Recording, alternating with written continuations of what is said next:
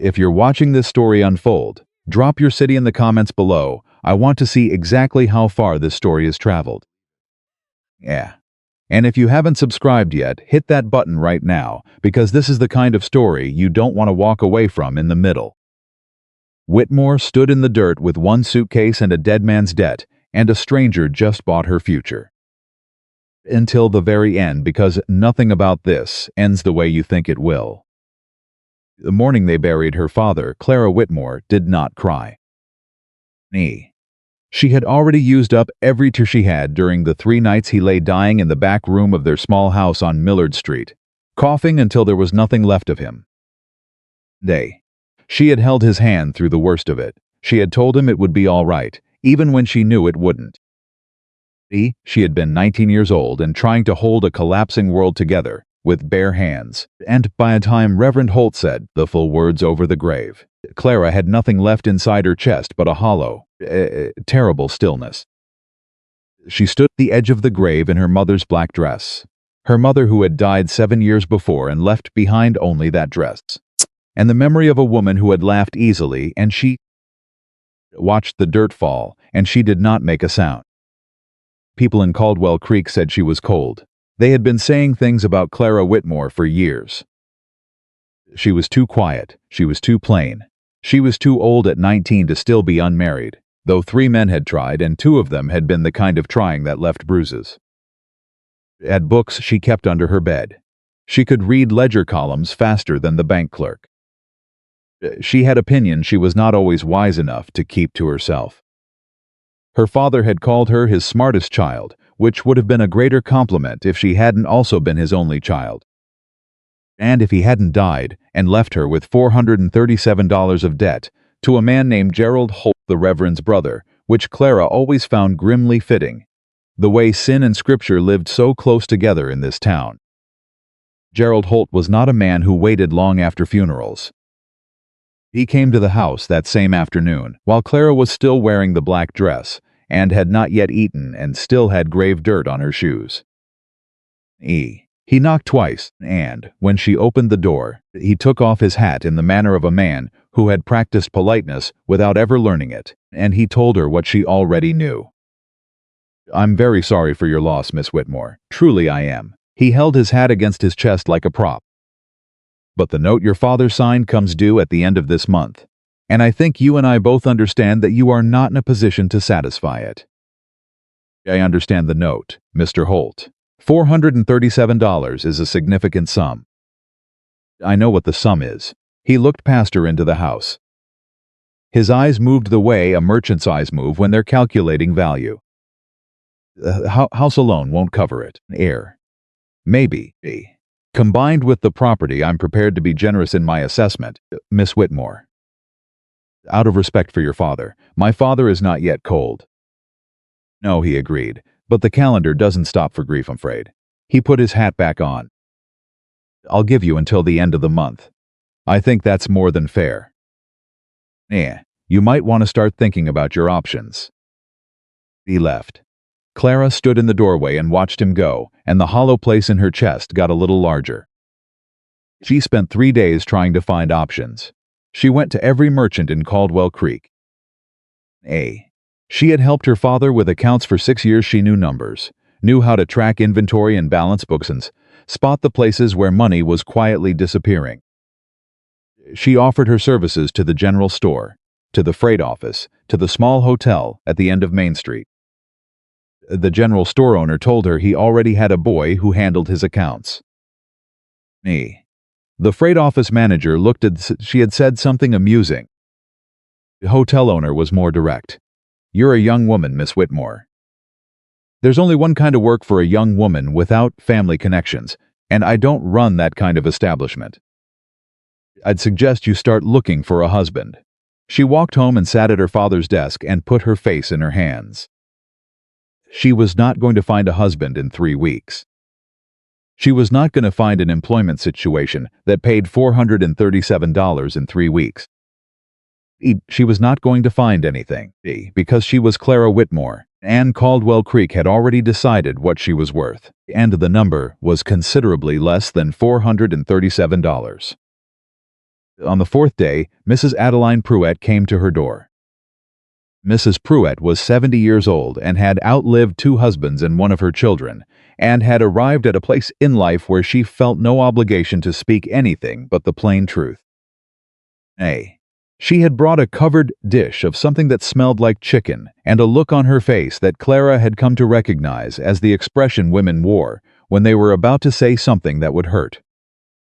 "Sit down, child," Clara sat. "Gerald Holt is telling people about the debt, Mrs. Pruett set the dish on the table and folded her hands. "He's been talking to Thomas Argent." Clara knew the name. Everyone in the county knew Thomas Argent. He owned the largest ranch in the valley, a sprawling cattle operation that had swallowed 3 smaller properties in the past decade. He was 51 years old and had buried one wife, and she had reportedly died of exhaustion, though the official accounting was a fever. He had a son from that first marriage who ran roughshod over half the town and a reputation for collecting things: land, livestock, debts, women with the same flat-eyed efficiency. "What does Thomas Argent want with my father's debt?" Clara asked, though she already knew the answer. She just needed to hear it said out loud so she could stop hoping she was wrong. Mrs. Pruett did not look away. "He wants to pay it off. In exchange for the house, and for you." There it was. "He's looking for a wife," Mrs. Pruett continued. "His son's been causing trouble, and he thinks a woman in the house would settle things down. He's made inquiries about several girls in the county. Most of them have fathers who can negotiate. You don't have that advantage. I'm not a piece of property, no. But the law doesn't always agree with you on that, Mrs." Voice was matter of fact, not unkind. "You should know what's coming. Gerald Holt will give you until the end of the month, and then he'll foreclose, and then Thomas Argent will make his offer, and you'll have very few ways to say no." Clara ate the chicken. She thanked Mrs. Pruett. She sat alone in her dead father's house after the old woman left, and she thought about every option she could still see in front of her. One by one, like candles in a wind, they went out. She was still sitting there at midnight when she heard the hoofbeats. She didn't go to the window and pass, slow and heavy, the edder, and then stop, and then there was the sound of a horse being tied, and then boots on the porch. A knock, not aggressive, not polite. Just 2 solid strikes of a fist against wood, the knock of a person who wasn't asking permission so much as announcing presence. Clara opened the door. The man standing on her porch was tall enough that she had to look up, which didn't happen often. He was somewhere in his late 30s, dark-haired, with the kind of jaw that looked like it had been set against hard weather. For so long it had simply stayed that way. He wore a battered brown coat despite the summer heat. There was a scar along his right hand, visible in the lamplight spilling from the doorway, running from the base of his thumb nearly to his wrist. He was not holding his hat. He was not smiling. He looked at her for a moment without speaking, the way men sometimes looked at things they were trying to figure out if they were going to have to carry. "You're Clara Whitmore," he said. It wasn't a question. "I am, Everett Hayes." He said. "You'd see the name of a place on a map." "Just information. I heard you've got a debt problem." "I heard you live up on the mountain," she said. "I also heard you don't come to town." "I don't." He glanced past her into the house, briefly then back. "Adeline Pruett sent me a letter. She had things to say." Clara would revisit her feelings about Mrs. Pruett later. "Does a mountain cowboy want with my debt problem?" Everett Hayes considered that for a moment. He wasn't the kind of man who filled silence with words. He let the question there beep until it was good and ready to be answered. "Thomas Argent has been trying to push into the northern grazing land for 2 years, he said finally. "And that runs along my property line. He can't do it legally, while certain deeds and water rights are held by smaller owners. Your father's property sits between Argent's eastern boundary and the creek access I need for my cattle." He paused. "If Argent gets your father's land, he gets my water." "So this is about water rights." "Partly. What's the other part?" Looked at her directly. His eyes were the color of creek water under cloud shadow. and they were very steady. Adeline Pruitt said you were smart enough to keep a ranch's books and too stubborn to starve quietly. I've been needing someone to manage my accounts since my foreman left in the spring. I have $437. He let that land. I have a proposal. Clara held the door. She did not step back to let him in. You're a stranger. Yes, you want me to come live on your ranch. In a separate room, with a lock on the door. I'll show you the key before you decide. He said it flat, like he'd anticipated the question and wanted it out of the way. This is a business arrangement. You manage my accounts, keep the books, help me hold the land through the winter. In return, I pay your debt, and you have a roof and wages until you decide what you want to do next. And if I want to leave, you leave. He said it without hesitation. Anytime you want. I'm not buying you, Miss Whitmore. I'm offering you a job.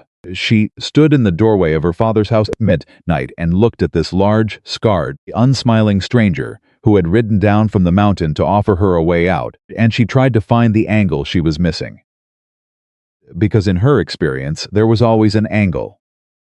There was always the thing underneath the thing, the want, that didn't get said out loud until it was too late to run. Why, she asked. You could hire a man for this. You could hire 10 men. Something moved across Everett Hayes' face. It was there and gone too fast to name. You don't do well with men who want to argue with me, he said. Adeline said you were practical. Adeline says a lot of things. Nay, she does. And they're barely the smallest possible concession, the edge of something that might have been, in a different man, a smile. She's usually right. Clara stood there for another long moment. She thought about Thomas Argent and his 51 years and his dead wife and his troublemaking son. She thought about Gerald Holt and the end of the month. She thought about the hotel owner who had suggested she find a husband. She thought about her father's desk and the empty ledger columns and the way the number 437 had been sitting on her chest like a stone for 4 days. Show me the key first, she said. He reached into his coat pocket and held it out. It was an ordinary iron key, nothing remarkable about it. He dropped it in her palm. The lock is already on the door, he said. I put it on 2 days ago. She looked at him. You were that certain I'd say yes? No, he said. I was that certain you deserved to have the choice. She told Gerald Holt the next morning. He stood behind his desk at the bank with his hat in his hands again, and his practiced politeness gone slightly thin around the edges, because whatever he had been expecting, this was not it. Everett Hayes, he repeated. He's paying the note in full. Hey, Miss Whitmore, I'm not sure you understand who you're dealing with. Hayes is the man is not. Holt stopped, started again. He's not a sociable man. He lives alone up there for a reason. People have talked.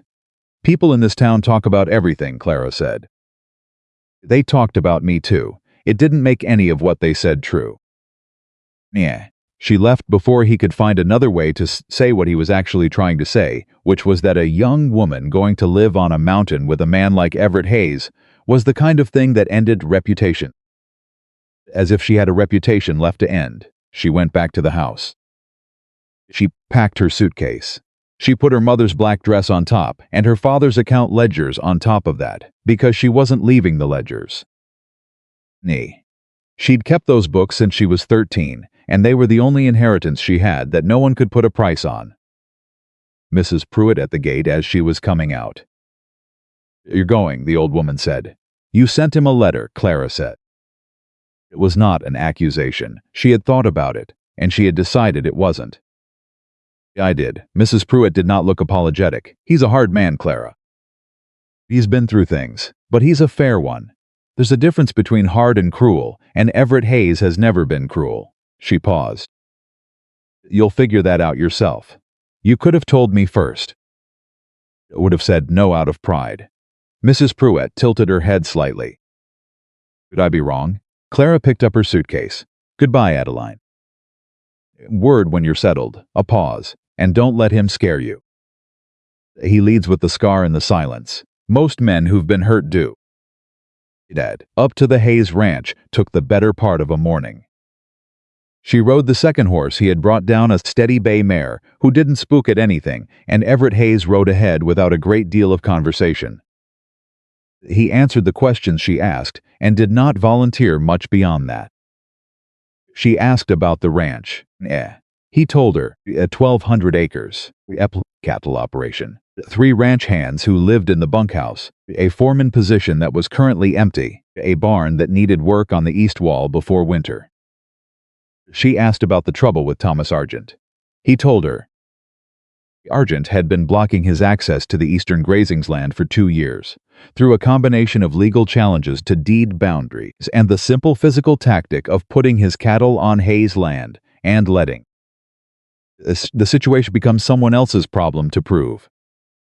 Lawsuits neither resolved. A county surveyor who was, in Everett's estimation, on Argent's payroll asked why he hadn't hired a lawyer. He said he'd had one.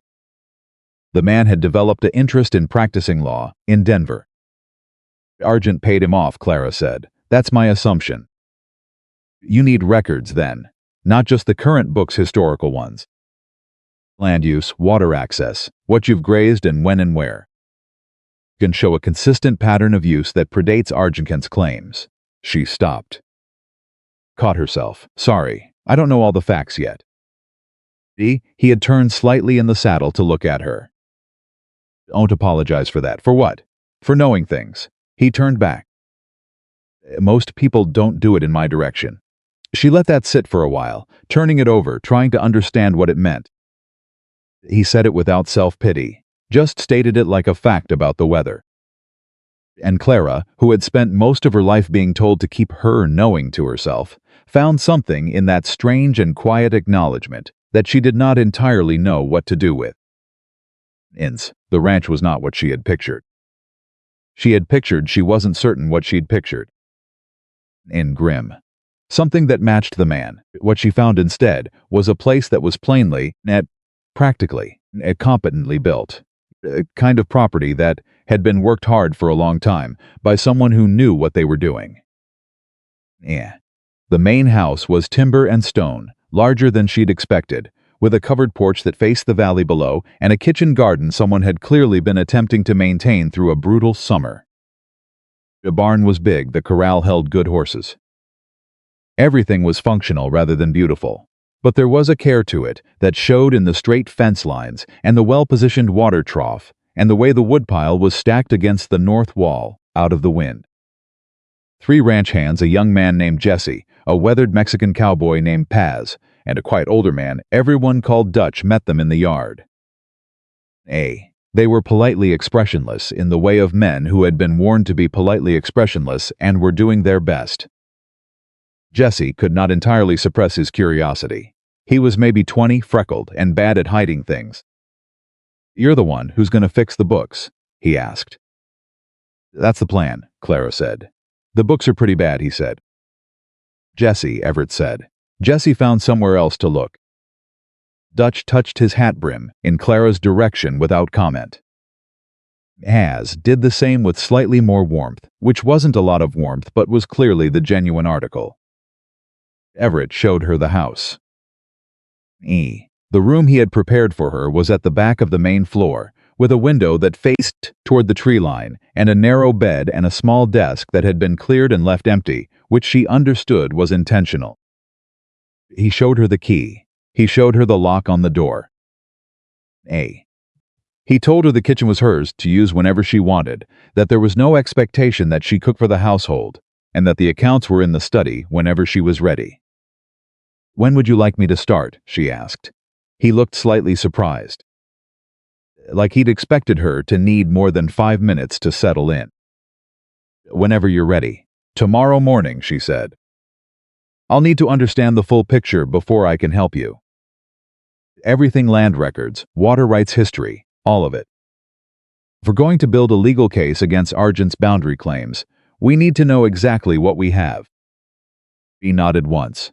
Turned to Hayes, he stopped. I'm not going to be a problem, she said. She wasn't sure why she felt the need to say it. I'm here to work. He looked at her for a moment.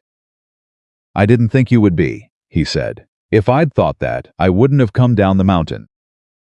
He left. Clara stood in the room with the iron key in her hand, and the lock on the door and the east-facing window with its view of the tree line, and she tried to determine what kind of situation she had actually walked into. It did not feel like any of the situations she had feared. It felt strange and uncertain and precarious in all the ways that new things were precarious. But it did not feel like a trap, which was more than she could say for most of the options Caldwell Creek had laid in front of her. She started the accounts the next morning. The state of Everett Hayes's books was, as Jesse had accurately if tactlessly reported, not good. Not because of any dishonesty, the records were all there, every transaction accounted for in someone's heavy, effortful handwriting, but because no one had organized them in any systematic way. There were receipts stuffed between pages. There were expense columns with no corresponding income entries. There was an entire season's worth of cattle sales recorded in a different ledger from the corresponding feed costs, so that the ranch looked profitable in one book and nearly bankrupt in another. She worked through it for 3 days. On the 4th day, she came to find Everett in the barn, where he was working on the east wall Jesse had mentioned. He was shirtless, despite the summer heat not yet rising to anything truly punishing. The altitude took the edge off, and she registered this in the purely practical sense of a person who had grown up on a working property and understood that men doing physical labor in summer removed their shirts, which was a fact about weather and work, and not anything else. He saw her, reached for his shirt where it hung on a nail, pulled it on. "Is it? I need you to tell me about the eastern boundary dispute," she said. "Specifically, I need to know the exact date Argent first challenged the deed. And I need to know if you have any records before 1870. He looked at her steadily. "I have records back to 1865. My father built this place. The deed goes back to a land grant. You have the original grant document. In the strongbox. Need to see it. He came down from the wall, didn't ask why. Just led her back to the house, to the study, heavy iron strongbox in the corner, and opened it. He pulled out a rolled document that was 15 years old and handed it to her. She unrolled it on the desk and read it. Then she read it again. She felt something shift in her chest, not the hollow, terrible stillness of grief this time, but something sharper. Something that might have been the particular satisfaction of a person who has found the thing they were looking for. "Mr. Hayes," she said, "look at this line here," she pointed. Language. The grant specifies not just the land boundaries but the water sources. It names the creek by its original surveying designation. She looked up at him. Argent's deed named the creek. He was reading. She watched him read. He was a slow reader, not because he was slow, she had already understood, but because he read carefully, weighing each word. "No," he said after a moment, "it names the eastern grazing land. Not the water. Which means his deed never legally included creek access." She straightened. "His water boundary claim is based on a deed that doesn't actually say what he says it says. If we can get a copy of his deed and put it next to yours in front of a judge who isn't bought..." "The circuit court judge comes through in September," Everett said. He was still looking at the document. "Hendricks. He's out of Denver. Argent doesn't have connections in Denver. Then we have until September to build the full case." Clara looked at the piles of records she'd spent the last 4 days sorting through. "I can do that. I'll need your foreman's records, from the past 5 years, the grazing logs, where you moved the cattle and when. Establishes use patterns. And I'll need Miss Whitmore." She stopped. Everett Hayes was looking at her with an expression she couldn't quite place. Not surprise exactly. Something quieter than both. "That in 4 days," he said. "I found it in 2. I spent 2 more days making sure I wasn't missing something." Quieter than surprise expression deepened slightly. He looked back at the document, then at her, and there was something careful in his face that she would spend a long time learning to read. "My lawyers spent 8 months on this," he said. "Both of them." "Your lawyers were probably looking for things they already knew how to find," she said. I was just reading what it actually said. A pause. What do you need from me? He asked. It was a different kind of question than the ones he'd asked before. Less transactional. Time, she said. And access to everything you have. And someone to ride with me to the county land office in Salter so I can pull Argent's deed and compare it properly. He said, I'll ride with you myself. She looked at him for a moment. In the summer light through the study window, with the original land grant spread across his father's desk and 4 months of legal ammunition waiting in stacks of ledger books, Everett Hayes did not look like the monster of the mountain. He looked like a man who had been fighting alone for a very long time and had just been told he might not have to be. She wasn't sure either of them knew what to do with that yet. Tomorrow morning then, she said. Tomorrow morning, he agreed. She gathered the documents she needed. She went back to her room with the lock on the door and the iron key that she hadn't used once since she arrived, because she had not, in 4 days, and felt the need to. She sat at the small desk and opened her notebook and started writing down everything she knew about Thomas Argent's boundary claims, and everything she was going to need to prove he was wrong. And the satisfaction in her chest was warm and specific and entirely her own. She had not felt that way in a long time. Outside, the summer mountain was doing what summer mountains do, holding all that sky, indifferent and enormous and quietly magnificent, and down in the yard, she could hear Jessie talking to one of the horses. And Pa's singing something low in Spanish, and the steady rhythm of Everett Hayes's hammer against the east wall of the barn. She started writing. Ride to Salter took 3 hours, and Clara spent most of it going over what she already knew in her head, arranging facts the way she arranged ledger columns by weight, by relevance, by what they could prove and what they could only suggest. Everett rode beside her rather than ahead. She noticed that. He had ridden ahead on the way up to the ranch, and she had understood that as the behavior of a man accustomed to being alone, moving at his own pace without accounting for another person's presence.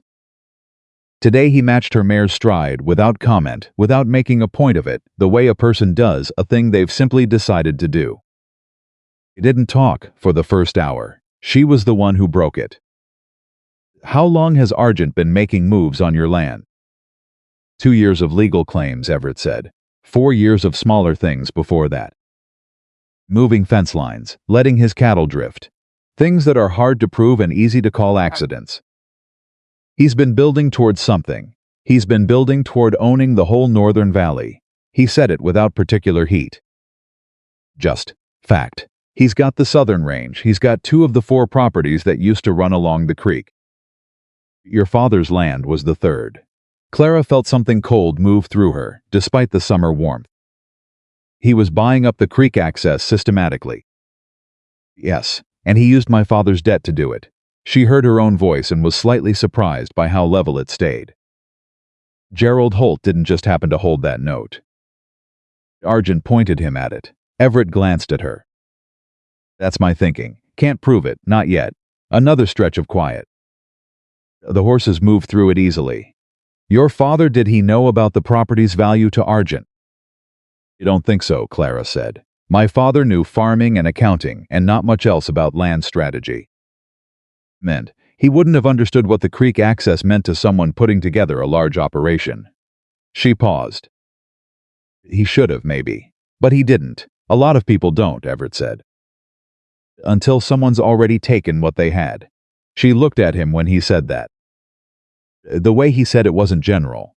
It was specific in the way that personal experience makes things specific. She filed it away and didn't ask about it yet. The land office in Salter was a single room with a bored-looking clerk named Patterson, who brightened considerably at the arrival of any human being and became nearly effusive when Clara told him she needed to pull historical deed records for the Argent property. Argent, Patterson repeated.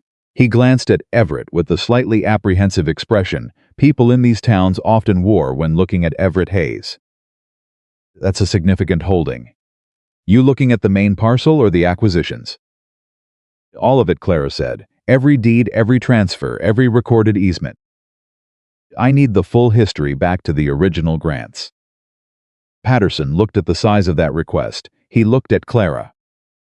He looked at Everett. Everett said nothing. He leaned against the wall and crossed his arms, and was very still in the manner of a large, patient animal that intends to be there for as long as it takes.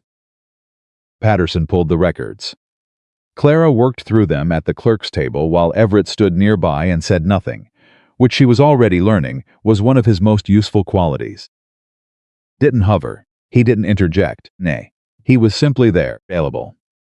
And quiet. And she could think.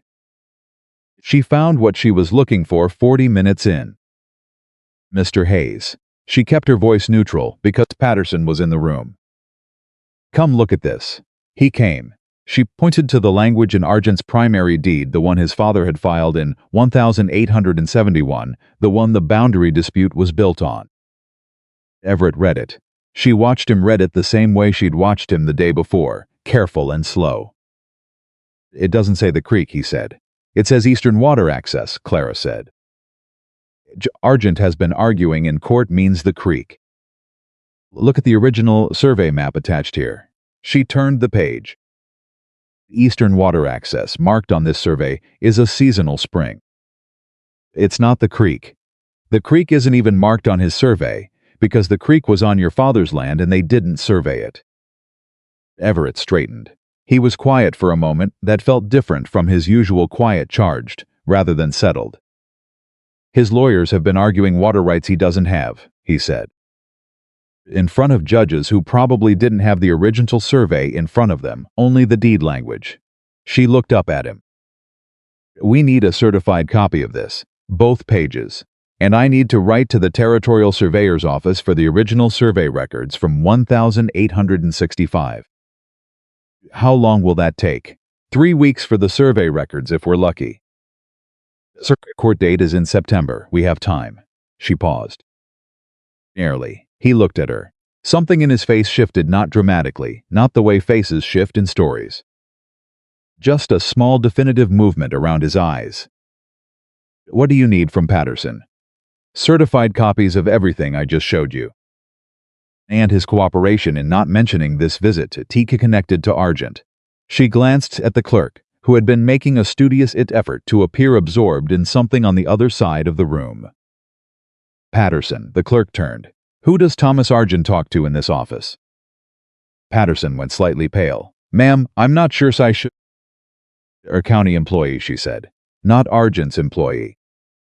There's a legal proceeding coming before the circuit court, and these records are going to be evidence. If someone interferes with them, that's a criminal matter. She held his gaze. Not asking you to do anything wrong. I'm asking you to do your job correctly and not tell anyone we were here until after the September court date. That's all. Patterson looked at Everett, who said nothing. Who just looked back. Yes, ma'am, Patterson said. I can do that. She got the certified copies. She thanked Patterson. Nay. She folded the documents into the leather satchel she'd brought and walked out into the summer afternoon, and it was only when they were back on the horses and moving that she let herself exhale fully. It was well done, Everett said. Patterson was nervous. Patterson has reason to be. He's been Argent's man in that office for 2 years. He glanced at her. You knew that, I suspected it. The way he looked at you when I mentioned Argent's name, she adjusted her grip on the reins. He'll still tell him eventually. We have maybe 2 weeks before Argent knows someone pulled his deed records. What does that change? It means he'll start looking for ways to move faster. He's been patient because he thought he had time. She looked at the road ahead. We just told him he doesn't. Everett was quiet for a moment. Are you always this far ahead? My father used to say I thought like a chess player. She paused. He meant it as a compliment. My teacher at school said the same thing and did not mean it that way at all. Made a sound that might, in another man, have been a short laugh. In Everett Hayes, it was just a sound, but she catalogued it anyway. They were halfway back to the ranch when the second horse appeared on the ridge above the road. Everett saw it before she did. She knew because he straightened slightly in the saddle, a small shift that was his equivalent of someone else snapping to full alert. The time she followed his gaze, the rider was already picking his way down toward them, and she recognized a big gray that she'd seen in the livery stable in Caldwell Creek before she recognized the man. It was Argent's son, Wade Argent. He was 24 and had his father's coloring and none of his patience, which made him more immediately dangerous in certain ways and less in others. He pulled up the gray and blocked the road with the particular brand of casual insolence that required significant practice to achieve. Hayes, he said. He looked at Clara afterward, the way he looked at everything like he was deciding whether it was worth his time. Didn't know you were coming down to Salter. Didn't know I needed to tell you, Everett said. His voice had not changed at all. He was perfectly still on his horse. What were you doing at the land office? Looking at land records. That's what land offices are for. Wade Argent smiled. It was the kind of smile that didn't involve his eyes. My father's going to want to know about this. Your father can look at whatever records he wants, Everett said. Public documents. That's the point. Wade's eyes moved back to Clara. You're the Whitmore girl, the one Hayes bought. He said it deliberately, watching to see how it landed. Meh. Clara held his gaze and said nothing. She had learned very young that responding to deliberate provocations was exactly what the person delivering them wanted. And she had trained herself out of it, with the thoroughness of someone who understood that self-control was its own form of power. Interesting company you're keeping, Hayes. Wade backed the gray horse one step, which was technically clearing the road but felt like a different kind of statement. My father wants that northern water access before winter. That hasn't changed. Your father can want whatever he likes, Everett said. Wanting and having are different things. Wade studied him for a moment. Then he touched his hat in a mockery of courtesy, the gesture aimed somewhere between the two of them, and meaning nothing good about either. He turned the gray and rode back toward the ridge. Clara waited until the sound of hoofbeats had faded. He followed us, she said, or had someone watching the road. Everett started his horse forward again. Argent has people in Salter. Then he already knows we pulled the deed. She thought through the implications quickly. That's faster than I thought. Wade's impulsive. His father isn't. Thomas Argent will think before he moves. Everett's voice was steady, but she could hear something underneath it, not fear, exactly. Me. Something older than fear. Something that came from 2 years of fighting the same battle and knowing the shape of the enemy. He'll move before September. What does that look like? Last time he moved on one of the properties he wanted, the family's main water line developed a problem. He said it flat. The kind of problem that takes 3 weeks to fix in summer. Clara felt the implications settle into her. Water. Summer. Cattle, he'd sabotage your water supply. If he thinks we're close to something that can hurt him in court. Yes. She thought about the summer heat, and the cattle, and 1,200 acres that depended on creek access, and what 3 weeks without water meant for a cattle operation. It meant losing animals. It meant losing the season. It meant losing the kind of money that could force a sale, even when a man didn't want to sell. Then we need to protect the water line, she said. Jesse and Paz can do a check today when we get back. He paused. I already sent Dutch this morning. She looked at him. You anticipated this. I anticipated that going to Salter would shake something loose, he said. I didn't know what, I just knew it would. She sat with that for a moment. The way he thought, not fast, like her, but like someone who had learned to see the ground under the ground. Different shape from the way she worked. Not better or worse. Different. We should move the main herd closer to the North Creek access tonight, she said. Yeah, if someone's going to tamper with the water, they'll have to get past the cattle. He glanced at her again, and this time she caught the look before he could entirely compose his face back to its usual neutrality. It was not admiration exactly. It was something more specific than that.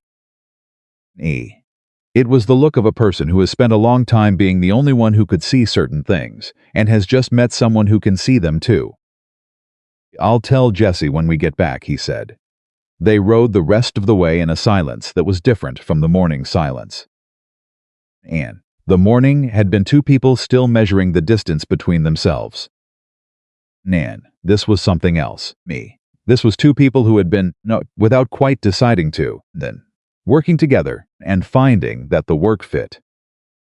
Dutch found the first tampered joint on the North Line 3 days later. Nay. He brought the section of pipe into the yard and showed it to Everett and Clara together, which Clara noticed the together and understood as Dutch's own quiet assessment of the situation. The old man didn't explain things twice and didn't talk to people he didn't think needed to be in the conversation. Nut, Dutch said. He pointed to the break in the iron coupling. Not cracked. Cut. Somebody did this careful, so it'd hold another day or two and then fail on its own. It would have looked like regular wear. Clara crouched and looked at the cut. Mean, deliberate. The kind of cut made by someone who knew what they were doing. And 2 nights ago, maybe 3, Dutch rubbed his jaw.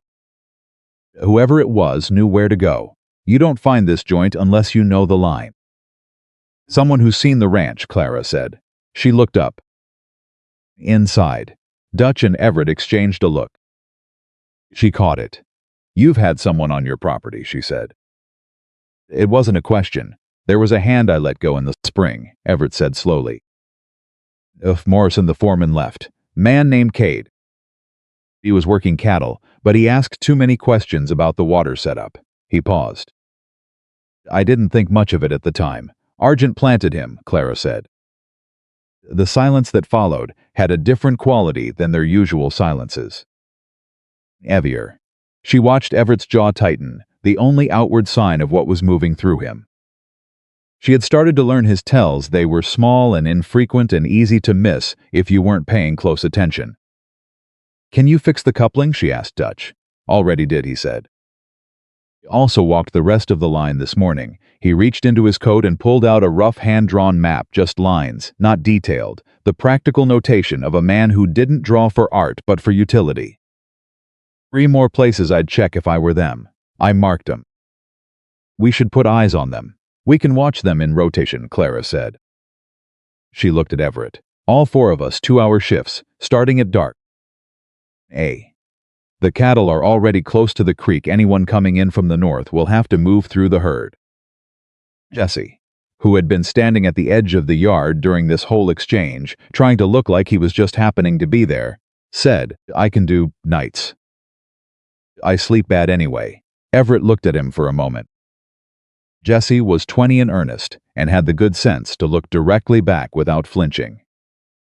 You can take the first watch, Everett said. Dutch takes second. I'll take before dawn. And me, Clara said. Everett looked at her. I can watch a water line, she said.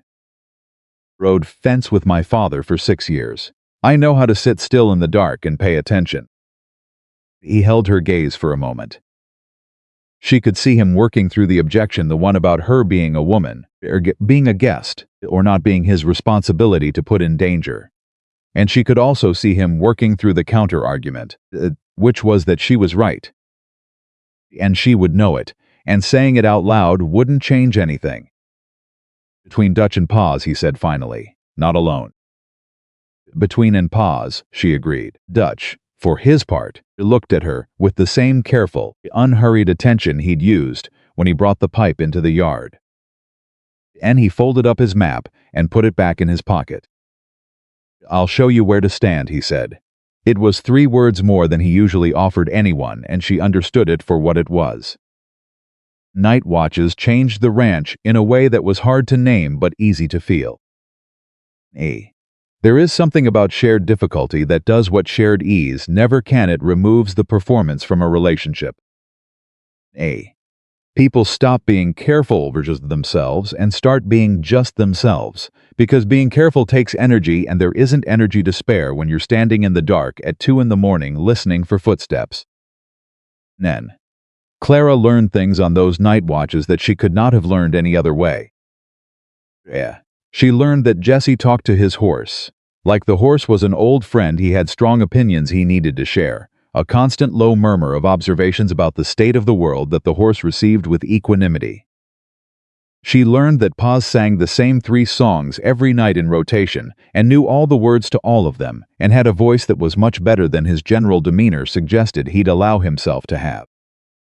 She learned that Dutch moved through the dark with the specific sureness of a man who has spent more of his life outside than in, and who navigated by feel and memory rather than by sight, and who took his responsibilities with a seriousness that had nothing performative in it.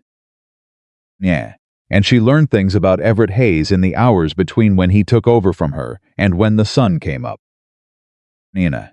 The first morning, she was heading back to the house at the handoff, and he was walking out, and he had a thermos of coffee that he'd made in the dark kitchen because he'd gotten up early, which meant he'd gotten even less sleep than the schedule required. He offered her some without speaking, and she took it and drank half of it before she said anything, and he didn't seem to expect her to. "It's quiet up here," she said finally. I'd forgotten what quiet felt like. He looked at the sky in the direction of the east, which was just beginning to make the specific suggestion of dawn. "It's the thing I came up here for," he said. "To get away from noise?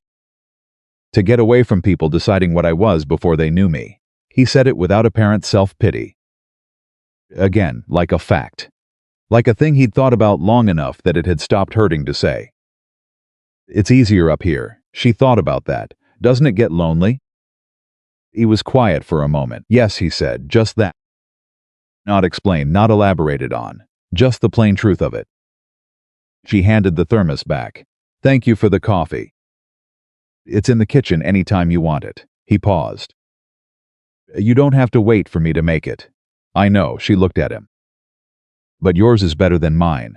Something moved across his face again, that barely there thing that in another man would be a smile.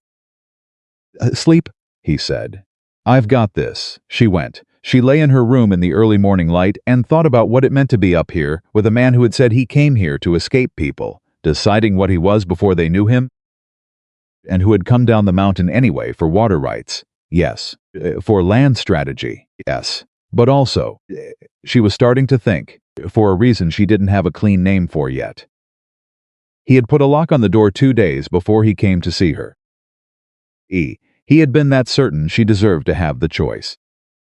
She turned that over in the early morning quiet, and she didn't have any clean conclusions about it. But she held it carefully, the way she held things she didn't want to lose track of. On the 7th night, they caught one. It was just before 3 in the morning, and Clara was at her post between Dutch's position and Paz's, a stretch of fence line, near the second joint Dutch had marked on his map when she heard the cattle shift. Not the random, settled shifting of animals at rest. The purposeful pressing of a herd reacting to an unfamiliar presence among them. She stayed still and listened, a minute, 2 minutes. Then footsteps, careful, slow, the footsteps of someone trying very hard not to be heard, moving along the outer fence line toward the water junction. She didn't move. She counted seconds. At 10, she heard Dutch's low, the extra whistle, from her left, which meant he'd heard it too. And she exhaled slowly and stayed exactly where she was, because Dutch had said the one time he'd given her instructions. "You hear something, you wait for my signal. Don't you move till then." She waited. The footsteps got closer. Dutch's second whistle, higher, was the signal. Clara stood up from the fence post and said clearly, into the dark, "Stop where you are." Figure froze. "There are 3 of us," she said. Which true Paz had materialized on the right, moving silently in a way that suggested he'd done this before. "And we're not alone on the property. I'd think hard about what comes next." The figure bolted left. Directly into Dutch, who was not a large man, but was built like someone had assembled him from particularly dense wood, and who simply stepped into the path and let the figure run into him, and then caught the man's arm with both hands and held it. Jesse appeared from somewhere, because Jesse had apparently been unable to sleep again, and had come out on his own time and had been somewhere in the general vicinity. He was carrying a lantern. In the light, the man was younger than Clara had expected. Maybe 22. He had the look of someone who had been doing this kind of work long enough to be good at it, but not long enough to be smart about it. He was carrying a tool set designed for precision work on iron fittings. Clara looked at the tools. She looked at the man. "You work for Argent," she said. Ed, nothing. "You don't have to say it," she said. "The tools say it. No one wanders up a private mountain road at 3 in the morning with specialty pipe fittings by accident." She crouched to look at the set more closely. "These are machined, not standard issue. Someone ordered these specifically." Dutch held the man's arm, and the man was not going anywhere. "What do we do with him?" Jesse asked. He was trying to sound casual about it and almost managing it. 80. Clara looked at Everett, who had come from somewhere in the dark. She hadn't heard him coming, which said something about how he moved through his own land in the dark and was standing at the edge of the lantern circle. He had not said anything yet. He was looking at the young man with an expression she now recognized as the particular stillness of someone deciding something. "What's your name?" Everett asked. The man pressed his lips together. "You don't have to tell me," Everett said. "It doesn't change what happens." "Yeah. I'm going to ride to the sheriff's office in Caldwell Creek tomorrow morning with these tools and a description of what you were doing here, and the sheriff is going to look at the evidence and make a determination. You being cooperative or not doesn't change that." He paused. "But if you tell me who sent it you and you're willing to say so to the circuit court judge in September, I'll make sure the judge knows you cooperated." Anne looked at Everett. He looked at the lantern. He looked at Clara. "I don't know the man's name," he said finally. "I was hired through an intermediary, man named Cade." Clara went very still. Everett's expression didn't change, but she saw his right hand close into a partial fist at his side. He repeated, "He paid me and 3 others. We've been doing work on different properties in the valley for 6 months. The young man's voice had gone flat with the particular flatness of someone who has calculated their position and decided confession is the better option. "I don't know who the money comes from behind Cade." "Doesn't say, and we don't ask. But Cade would know," Clara said. Cade would know. She looked at Everett. He looked at her.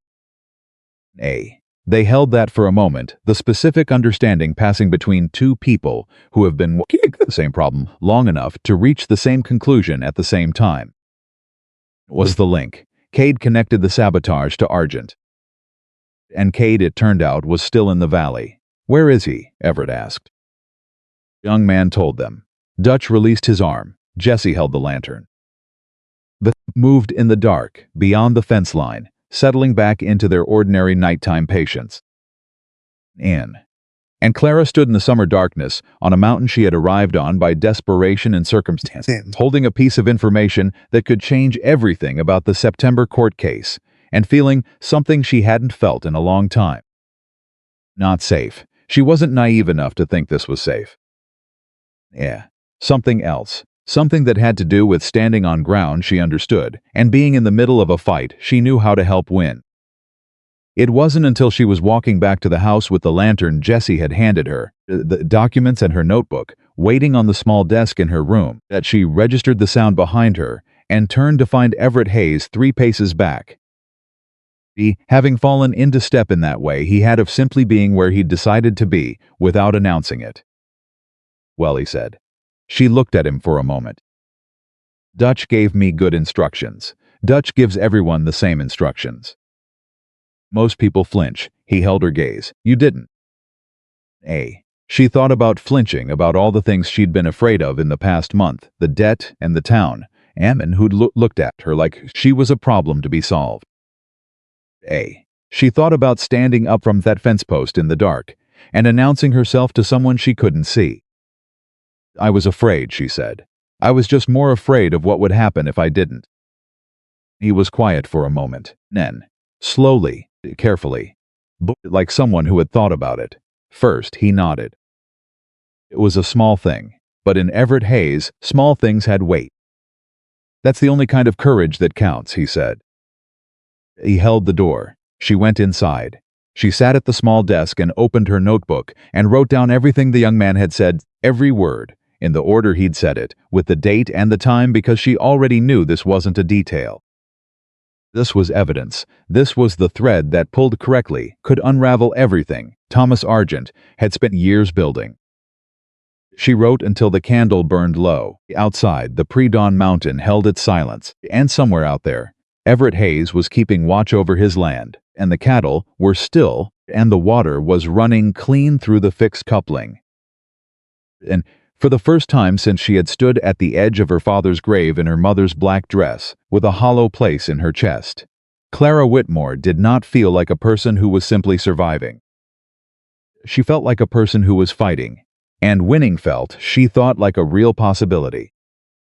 They found Cade in Salter, not through any dramatic piece of detective work, through the young man's directions, which had been specific and vite given, in the tone of someone who had intended to honor it. And a boarding house on the south end of town, third room on the left, man who paid his rent 2 weeks ahead and kept irregular hours. Everett rode out at first light with Dutch, and Clara stayed at the ranch with Jesse and Paz, and spent the 3 hours they were gone writing out a formal, detailed account of the previous night: date, time, description of the individual. Tools recovered, exact words spoken in the precise language she had learned from 6 years of keeping her father's legal correspondence. When Everett came back, he came back alone. She was on the porch when he rode in. She saw immediately that something had happened, not by anything dramatic, but by the set of his jaw and the way he dismounted without his usual economy of motion, slightly more force than necessary. "Aid's gone," he said. She didn't say anything right away. That land, turned it over, looked at what it meant. When landlady said he cleared out 2 days ago. Left cash for the remainder of his rent, no forwarding information. He tied the horse and came up onto the porch. Dutch was behind him, and Dutch looked like a man who had already been through the same thinking process, and arrived somewhere grim. Someone warned him. After Salter. He saw us at the land office, and knew we were building something. When we caught the man last night, Cade found out by morning. She pressed her lips together. He has a communication system. Everett looked at her. If Cade's gone, we lose the direct link between the sabotage and Argent. Not entirely. She held up the document she'd been working on all morning. I have a sworn written account of what he told us. And we have the tools. And we have the damaged pipe coupling that Dutch recovered. She paused. It's not the same as Cade himself testifying. But it's not nothing. A judge might not accept a written account from a witness who can't be cross-examined. A judge who isn't in Argent's pocket might. She met his eyes. Won't have, Cade. We still have the deed. We still have the survey records coming from the territorial office. We still have 2 years of grazing logs that establish your water use. She held his gaze. We haven't lost this. We've lost one piece. He looked at her for a long moment. And he exhaled, and some of the force went out of his shoulders. Not all of it, but some. You're right, he said. It cost him nothing to say it. Oh, that was something she'd noticed about Everett Hayes. He could be wrong and say so with the same steadiness he used for everything else. And there was no performance in the admission, no damage to his sense of himself. She had known men who couldn't do that. She found it remarkable every time she saw it. We still have a case, she said. We just have to build the rest of it tight enough that Cade doesn't matter. We have 6 weeks. 6 weeks, she agreed. Then let's not waste them. The territorial survey records arrived in the 3rd week of August, and they were better than Clara had hoped. The package came from Santa Fe, thick, official, smelling of dust and old paper, and she opened it at the study desk with Everett standing behind her. And she went through each page with the careful deliberateness of someone who had learned not to react to good news until she had verified that it was in fact good news and not just good-looking news. It was good news. The original 1,865 survey, and filed by the territorial government when Everett's father received his land grant, was explicit beyond any reasonable interpretation. The creek was named. The water rights were attached to the Hayes deed as a primary resource. The survey boundary lines placed the eastern grazing land, all of it, inside the Hayes property line.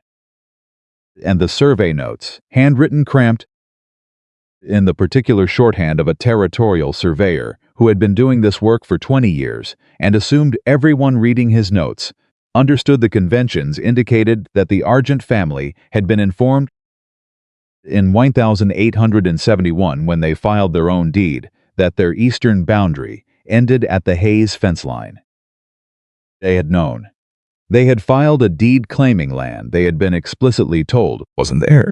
They had spent 11 years quietly maneuvering the legal system and the local political landscape to make their claim look legitimate.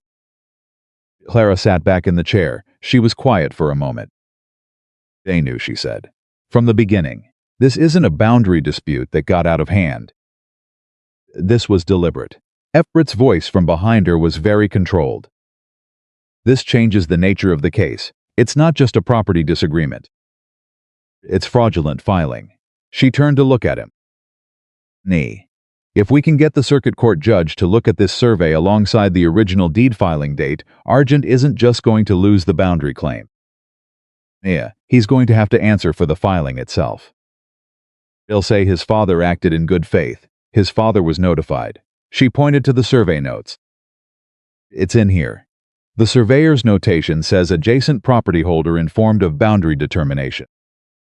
That's a legal record of notification. You can't claim good faith when there's a record you were told. She put the survey page down and picked up the deed comparison she'd prepared.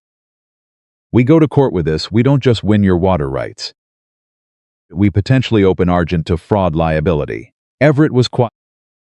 He had read his quiet. By now, this one was the quiet of someone processing something large, turning it over, examining every face of it before speaking. That will make him dangerous, he said finally. He's already dangerous. Dangerous. A man fighting a boundary claim fights to win a piece of land. A man facing fraud liability fights to stay out of prison. He moved around to the side of the desk, not sitting, just shifting position the way he did when he was thinking through something physical, as if the thought required his whole body to process it. He's going to come hard before September. She had been thinking the same thing. We need to be ready for that. What does that look like? It looks like everything we have goes somewhere safe that isn't here. Copies of every document, certified, lodged with someone Argent can't reach. She thought for a moment. Does the circuit court clerk accept pre-filed evidence? I don't know. Find out today if possible. She started making a list. And we need a lawyer who isn't afraid of Argent. Not someone local, someone from outside the county. I know someone in Pueblo, he said. A woman named Foster who handles land cases. She turned down work from Argent 2 years ago. He made it known he wasn't happy about it. They looked up. She turned down money from Argent. She didn't like the nature of the case he was presenting. She can read a deed. Clara paused. Write to her today. Send everything we have, the deed comparison, the survey, the grazing logs, account of the sabotage. Send her copies, not originals. Keep the originals here. She held his gaze. And Everett. The originals need to be in the strongbox, and the strongbox needs to be somewhere other than the study. Looked at her for a moment. You think he'll come for the documents? He came for your water. Documents are easier to lose than water pipes. She kept her voice even. I've seen men like Argent before. My father dealt with one smaller scale, same pattern. When they feel the ground shifting under them, they stop being methodical and start being desperate. Desperate men do direct things. He studied her face. Your father dealt with a man like Argent. The man who held his debt originally wasn't Gerald Holt. It was a merchant named Freeze, who wanted my father's location on the trade road. She picked up the survey notes and began rolling them carefully. My father was smarter about people than about land. He found a way out, but it took him 5 years and cost him things he didn't get back. She looked up. I'd rather not spend 5 years on this. What did your father's situation teach you? He asked. It wasn't a challenge. It was a genuine question, the kind he asked when he wanted information and understood that she had it. That the law is only as useful as the person applying it, she said. A good case in front of a bad judge is a loss. A moderate case in front of an honest judge can be a win. Documents matter. The judge matters more. She paused. Tell me about Hendricks. The circuit court judge. Honest, Everett said. Old. He came up from Texas in '68 and has been riding the circuit for 14 years. He has no patience for what he calls theatrical lawyering, making arguments that sound good and mean nothing. He thought for a moment. He respects evidence. Then we give him the clearest possible evidence and let it speak. She finished rolling the survey notes and tied the ribbon around them. Hey, he'll see what we're showing him. A letter from Argent came 4 days later. It was delivered by a rider Clara didn't recognize, not one of Argent's regular men, a neutral party hired to carry correspondence, which told her Argent was being careful about appearances. The letter was addressed to Everett Hayes and was written in the formal language of a man who had a lawyer, which Argent did, two of them, and who wanted everything on record. Everett read it once, handed it to her. She read it twice. Nan. It was an offer framed as generosity, a fair market price for the Hayes property, well above what Argent might have offered a year ago, accompanied by language about mutual benefit and the growing importance of consolidated ranching operations in the territory. It was in its own way an elegant document. You could read it and miss, unless you were paying attention, the sentence buried in the third paragraph that said the offer was contingent on the withdrawal of any pending legal claims related to boundary determinations. He wanted them to drop the case. He was willing to pay for the whole ranch to make that happen. He's scared, she said. Everett said nothing. This is not what a man does when he thinks he's going to win, she said. This is what a man does when he's found out that someone has been to the land office and pulled his deed and had the territorial survey records sent down. She set the letter on the desk. He knows what we have, and he's trying to buy it away before September. Price is fair, Everett said. His voice was entirely neutral. She looked at him. Is that a consideration? He met her eyes. For a long moment he didn't say anything, and she let the silence stand because she had learned that with Everett Hayes, silence was often more honest than anything he said out loud. My father built this place, he said finally. He filed that deed in 1865. He sank the first fence posts and dug the first water line and built the barn in the first winter, with 2 hired hands and a lot of cold. He looked at the letter. I've spent 12 years running it after him. 12 years of exactly this, the cattle and the land and the creek in winter. A pause. It's not a consideration. Then we write back and decline. I'll write back and decline. She picked up her pen. I'll draft the language. He almost smiled. She was becoming more certain she could identify it, that micro-movement at the corner of his mouth that preceded nothing, went nowhere but existed. I assumed you would, he said. The reply was brief and formal, and entirely without hostility, because hostility gave a lawyer things to work with. It declined the offer, expressed appreciation for the proposal, and noted that the Hayes property was not available for sale at any price. Clara had Everett read it before he signed it, and he read it with his usual care and then looked up and said, You left a door open at the end. Why? She pointed to the last line. Because a man who is truly cornered and knows it will sometimes choose to negotiate rather than fight. We want him to feel like negotiation is still possible, right up until the moment the judge rules. If he thinks the case is over before September, he has nothing to lose by destroying what he can. Everett read the last line again, nodded, signed. The rider went back down the mountain with the reply, and Clara watched him go from the porch and felt the particular clarity of a situation that had passed the point of negotiation and was moving, now, toward conclusion. She just didn't know yet what the conclusion would cost. She found out on a Tuesday.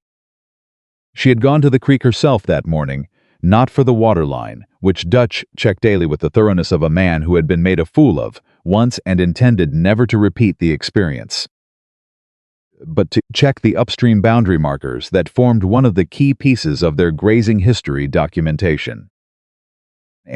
She needed to note the exact positions for the legal filing to match them against the original survey markers from 1865. Jessie was supposed to ride with her. Jesse had woken up that morning with a fever that had him pale and shaking in the bunkhouse doorway, and Clara had told him to go back to bed with the firmness of a person who was not interested in being argued with, but and had gone alone because the boundary markers were half a mile from the house, and it was broad daylight, and she was not going to rearrange the entire day's work because Jesse had caught a summer cold. She found the first marker without trouble. She was noting the coordinates in her book when she heard the horses. 3 riders, coming up from the south, which was not the direction of the road. She knew immediately, not panic, something colder than panic, more useful. She closed her notebook. She looked at the terrain around her. She calculated distance back to the ranch house and understood, with the particular clarity of someone who has done enough arithmetic to know when the numbers don't work, that she was not going to make it back before they reached her. She stood her ground. The 3 men pulled up. She recognized the one in the center, not Argent himself, not Wade, but a man named Tillis, who ran the Argent operation's less official business. She had heard his name from the young man they'd caught at the waterline. Nick not expected to see him this far north on Hayes land. Miss Whitmore, Tillis said. He tipped his hat in the same way Wade had, the mockery of courtesy that the Argent men seemed to practice as a form of art. You're a ways from the house. I'm on Hayes property, she said. You're also a ways from where you're supposed to be. We're just riding. He looked at the notebook in her hand. What are you writing? Ranch business. Mind if I take a look? Yes, she said. I mind considerably. Tillis exchanged a look with the man on his left. She tracked it. Not violent, not yet, but considering. The look of men who had been given instructions that had some flexibility in them, who were deciding how much flexibility this particular moment warranted. Mr. Argent would like to discuss a few things, Tillis said. He sent me to extend an invitation to come down to the valley. Just a conversation. I received Mr. Argent's written communication 4 days ago, she said. Mr. Hayes replied, if Mr. Argent wants further discussion, he can write again. This is a more personal invitation. Yeah.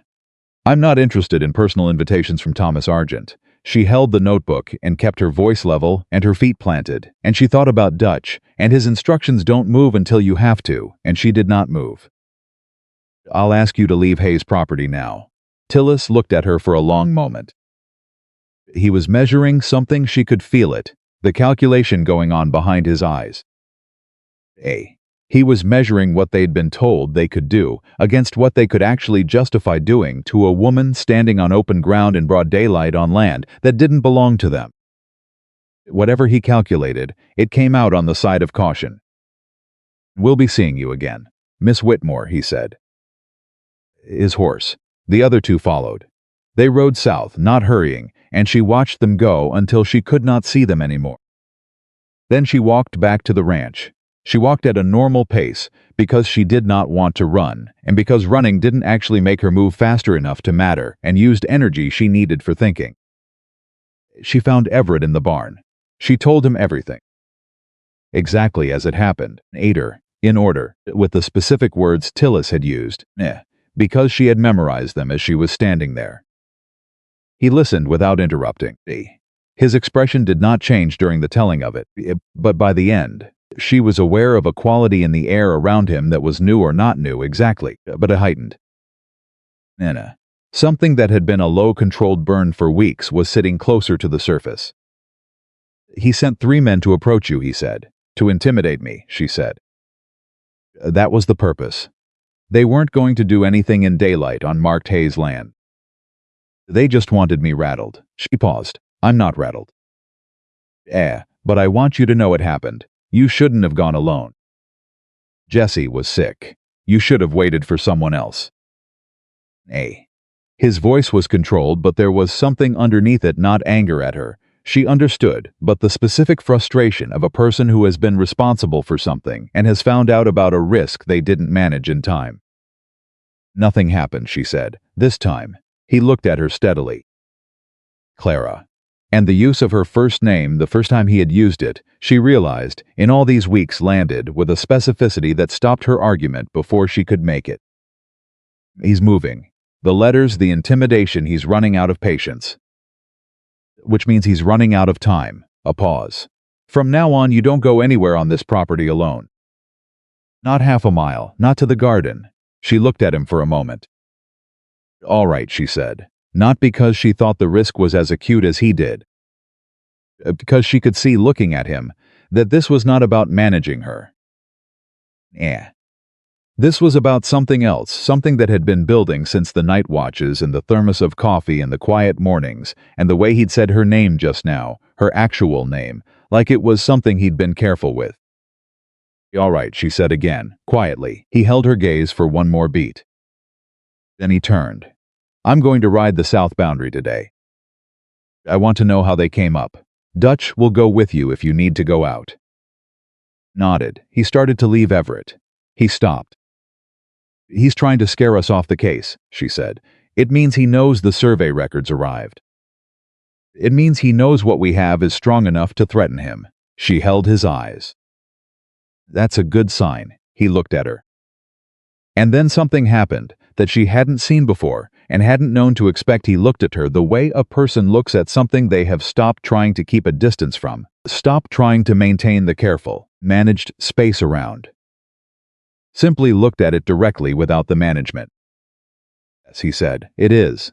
He left.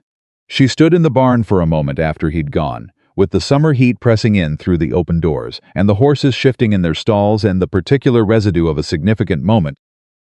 And she thought about the way he'd said her name, and the way he'd looked at her just then, and the way this situation, which had begun with a debt and a desperate calculation and an iron key, had become something she did not have the right word for yet. But she was going to need to find one. 3 days before the September court date, everything went wrong at once. The first thing was the lawyer.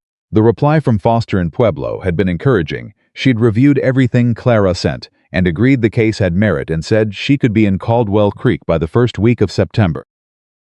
New letter, delivered that morning, said she could not. It said, in language that was carefully chosen and entirely unrevealing about actual causes, that a conflict had arisen that prevented her from taking the case. Twidis handed it to Everett, watched him read it. Argent got to her, Everett said, or threatened her with enough that she weighed the cost. Clara kept her voice measured. Either way, we're 3 days out with no lawyer. Circuit court allows self-representation. In simple disputes, yes. This is not a simple dispute. We're presenting fraud evidence. We need someone who knows how to do that in front of a court. She was already thinking. Who else? Think, anyone in the territory outside Argent's reach. There's a man in Colorado Springs. Harrison. I've heard his name in connection with land cases. Can we reach him in 3 days? Telegraph. She was already on her feet. I'll write the message. You need to have someone write it to the telegraph office today, not tomorrow. Today. We need a reply by tomorrow night at the latest to have time to brief him before the hearing. He sent Jesse, who had recovered from his fever with the resilience of youth and was itching for something useful to do. Jesse rode at a pace that suggested he understood the urgency, and Clara stood at the gate watching him go and felt the specific anxiety of a person who has done everything correctly and is now waiting on variables outside their control. Second thing went wrong at noon. Dutch came into the house without knocking, which he had never done before. She and Everett both looked up, Clara from the study desk, Everett from the kitchen doorway. East herd, Dutch said. Someone cut the fence. They were moving before he finished the sentence. 40 head of cattle had gone through the break in the east fence line, which put them on the disputed boundary land, the exact stretch of grazing territory that was central to the court case. If the cattle were on that land when Argent's men came, and Clara had no doubt that Argent's men would come, this was not an accident, and that it was timed. Argent could make a counter-argument that Hayes cattle regularly trespassed on his territory, which was the mirror image of Hayes's own grazing use case, and could muddy the record enough to give a judge pause. It was elegant in the manner of something designed to cause maximum damage at minimum risk. She found herself almost grudgingly acknowledging it, even as she moved. as Everett said, and Paz was already on his horse. We need to get them back across the line before anyone sees them there, she said. And we need to document the fence cut, photograph it if we can, write it down if we can't, with the date and time and the nature of the cut. Same as the water pipe, Everett said. Deliberate, she said. Not where, cut. She looked at him, added to the filing.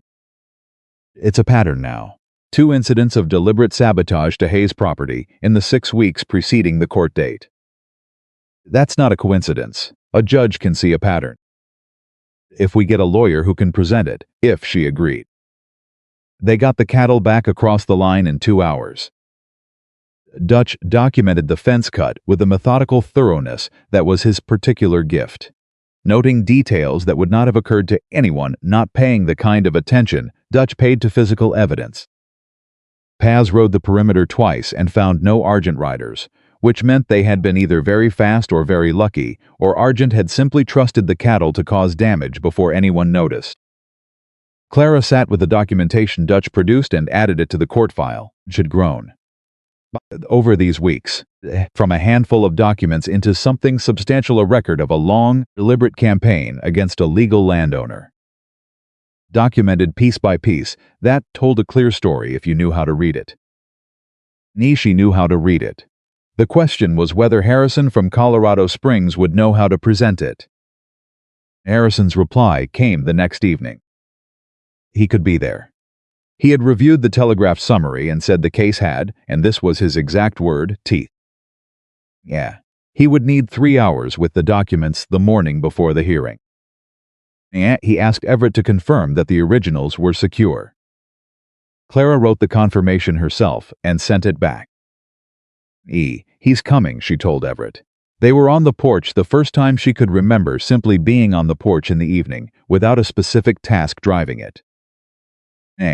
The summer was tipping, the August heat, beginning its slow retreat at the altitude of the ranch, and the evenings had that particular quality of late summer in the mountains, cool and carrying something of what was coming. He's coming, Everett repeated. Going to court in 2 days with a lawyer who has teeth in a case built on 11 years of their fraud and 6 weeks of evidence of sabotage. She looked at the valley below, the lights of Caldwell Creek faint and distant. We're going to win this. He was quiet beside her. She was used to his quiet. She had stopped filling it reflexively and started listening to it, which was different. What happens after? He asked. She looked at him. Question was careful, specific. It was not about the case.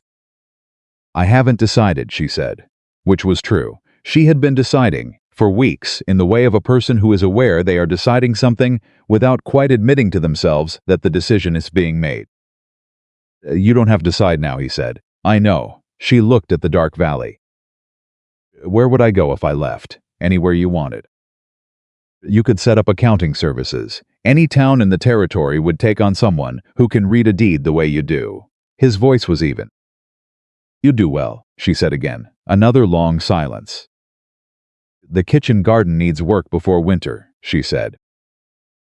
He turned to look at her. She kept her eyes on the valley, and she knew he was looking at her, and she let him look, and she let the statement stand there between them, in the late summer air, without explanation. Because she had found with Everett Hayes that the things you didn't explain were often the ones that didn't need it. She heard him exhale. It does, he said. And then, carefully, the way he did everything that mattered, he reached over and put his hand over hers, where it rested on the porch rail. He didn't say anything. She didn't pull away. The valley below them was quiet, and the stars were coming out above the mountain. And in 2 days, a circuit court judge named Hendricks was going to walk into a courthouse in Caldwell Creek with no connection to Thomas Argent and no patience for theatrical lawyering. He was going to look at 11 years of fraud and 6 weeks of sabotage, and a deed that said exactly what it said. Clara turned her hand over under his, and his fingers closed around hers, and that was the whole of it. No words, no declaration, nothing dramatic. And just 2 people who had been fighting the same fight on the same ground, and had found, somewhere in the middle of it, that they did not want to be anywhere else. The courthouse was still 2 days away, and Thomas Argent was not done.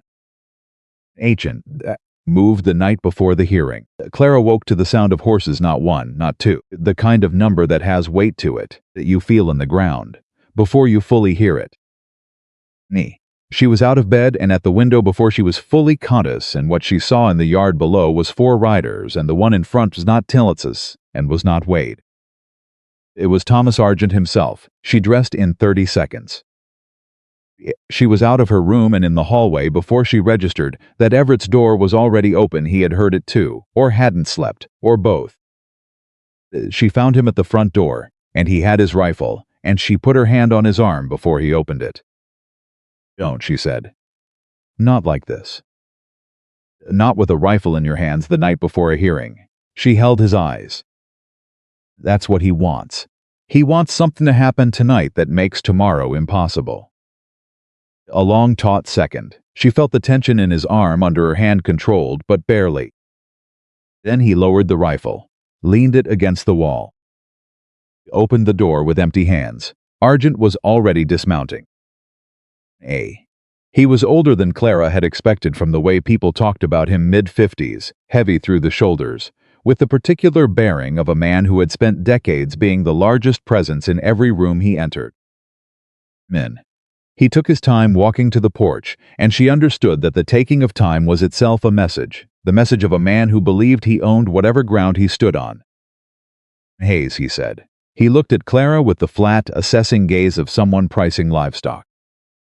"Miss Whitmore." "It's after midnight," Everett said. His voice was entirely level. "Whatever this is, it can wait until morning." "I'm afraid it can't." Argent reached into his coat and produced a document. He held it out. Not to Everett. To Clara. "I thought you might want to read this before you walk into that courthouse." She took it, she read it. The world went very still. It was a sworn affidavit. Filed that afternoon with the county clerk. She could see the timestamp, could see the clerk's seal, and it was signed by Gerald Holt.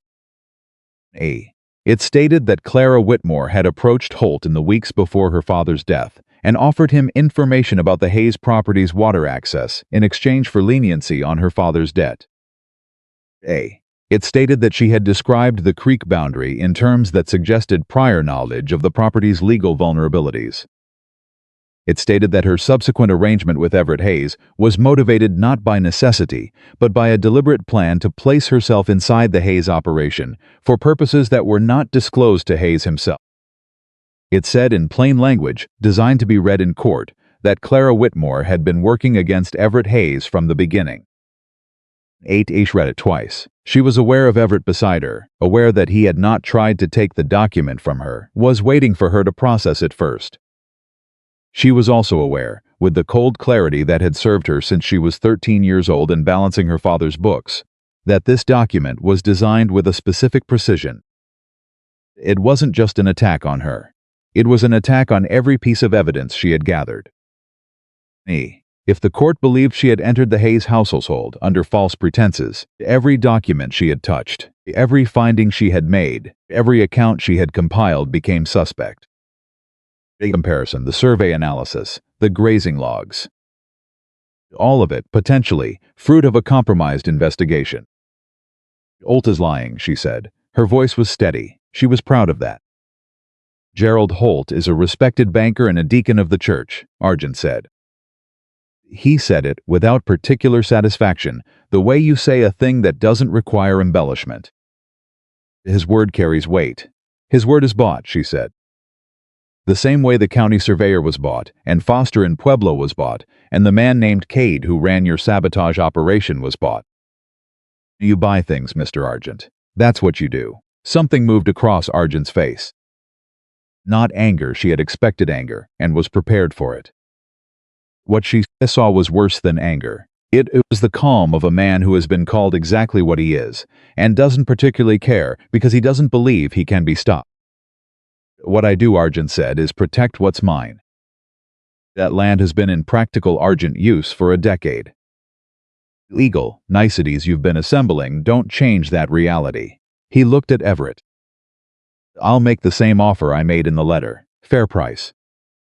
You walk away without the complication of a hearing where this young woman's credibility is going to be examined in a great deal of detail. Everett was quiet for a moment. Clara did not look at him. She kept her eyes on Argent. "No," Everett said. Argent tilted his head slightly. "You haven't thought about it. I don't need to." Everett's voice had the quality that very still water has surface calm over considerable depth. You rode up here at midnight to show us a piece of paper you had Holt sign this afternoon, because you've had 6 weeks to think of something better, and this is what you came up with. That tells me what you've got." He held Argent's gaze. "I'll see you in the courthouse tomorrow." Argent looked at him for a long moment. Then he looked at Clara, and the look was different from the first one, still flat, still assessing, but with something underneath it that she recognized after a moment as something she had not expected to see in this man. Uncertainty. "Think carefully about what you're walking into," Argent said. "We've done our thinking," Clara said. "Good night, Mr. Argent." He left. The 4 riders left. The sound of horses faded down the mountain, and when it was fully gone, Clara let out a breath that had been waiting a long time. Then she sat down on the porch step because her legs had made a decision without consulting her. Everett sat beside her, not close, but beside her. "Made that up," she said. Not defending herself, she was past that. Just stating it. "Holt never spoke to me about Hayes' property. My father had the debt before I was old enough to know what a land boundary was." "I know," Everett said. She looked at him. "You didn't hesitate." "No. He's going to present that affidavit in court tomorrow. Harrison needs to be ready to counter it. We'll be up in 2 hours. We'll brief Harrison before the sun is fully up." He was calm. The kind of calm she had initially read as coldness and had since understood was the particular steadiness of a person who had been hit so many times that impact no longer caused them to lose their footing. Can Holt be cross-examined? She thought about that. If he's presented as a witness to support the affidavit, Harrison can request cross-examination. She turned it over carefully. Holt is a deacon of the church. He has a reputation for honesty in his business dealings. But he is also a man who held my father's debt at an interest rate that would have been usurious in most jurisdictions, and he had conversations with Argent about that debt that would be very interesting to hear described under oath. "So we go after Holt. We let Harrison go after Holt," she said. "With specific questions. About when Argent first approached him about the Whitmore debt. About the interest rate. About whether any portion of the debt value was ever transferred or discussed with Argent's office before my father died." She paused. "Holt is a man who signed a lie this afternoon, but he's not a man who has practiced lying under oath. There's a difference." Everett looked at her profile in the dark. She could feel him looking. "You're not afraid," he said. It was not a compliment so much as an observation, careful and precise. "I'm afraid," she said. "I've been afraid since midnight." "Afraid doesn't mean stopped." She turned to look at him. "Is this what it was like for you? For 2 years?" He held her gaze. "Yes," he said, "but I was doing it alone." She felt that land somewhere in the center of her chest. "You're not doing it alone now." He didn't look away. "No," he said, "I'm not." They sat there for a while, on the porch, in the late summer mountain dark, and Clara's mind was moving through everything: the affidavit, the questions for Harrison, the order of evidence, the likely shape of Argent's presentation. But underneath the thinking, and steady and separate from it, was the weight of his shoulder near hers, and the knowledge that in a few hours they were going to walk into a courthouse and do the hardest thing, and that they were going to do it together.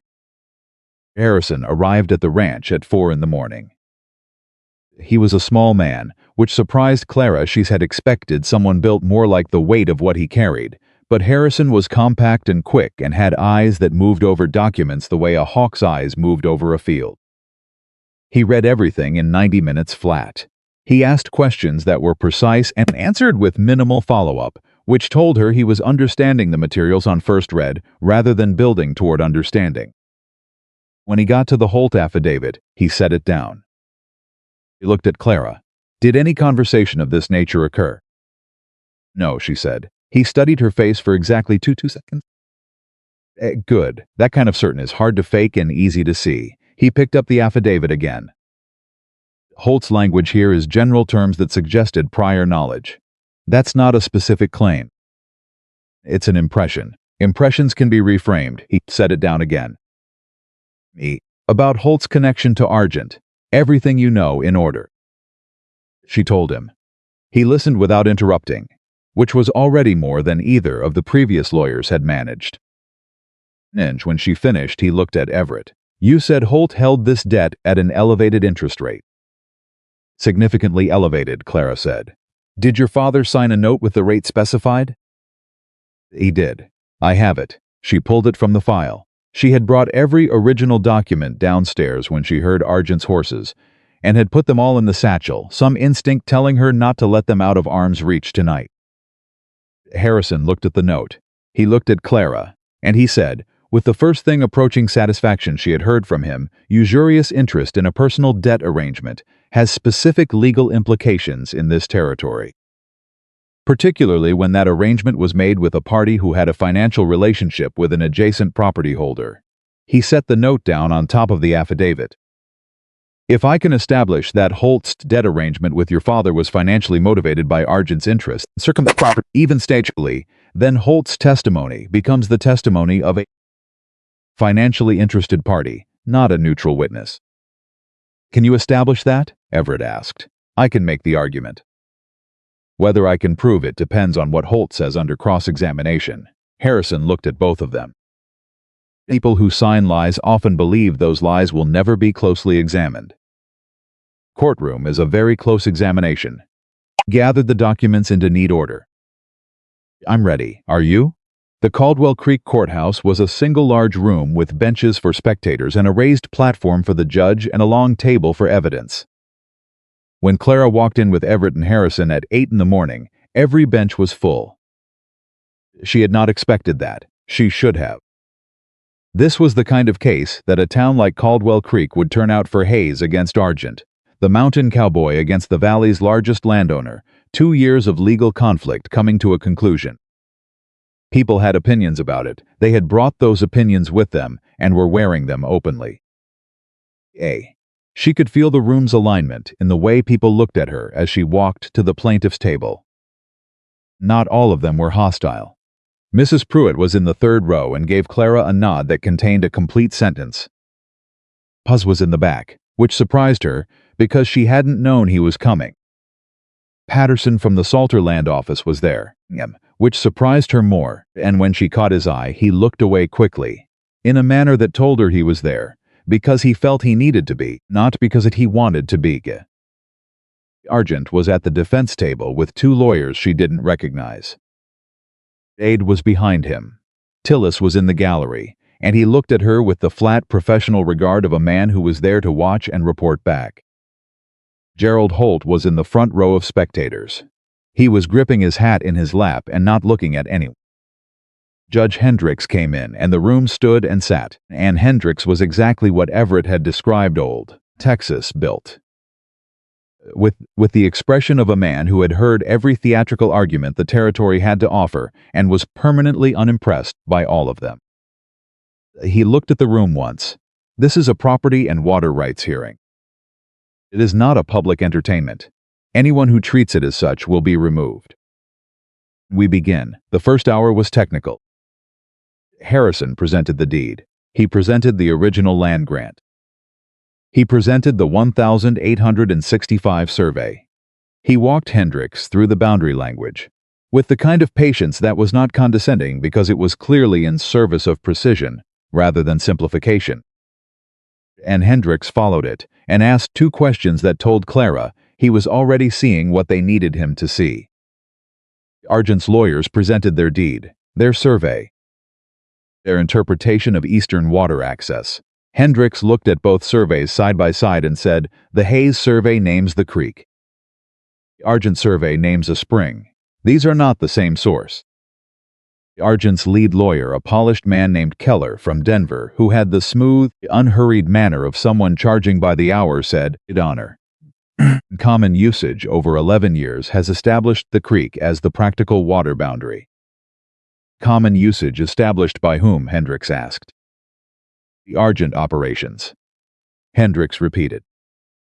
Voice had not changed in volume but had changed in texture.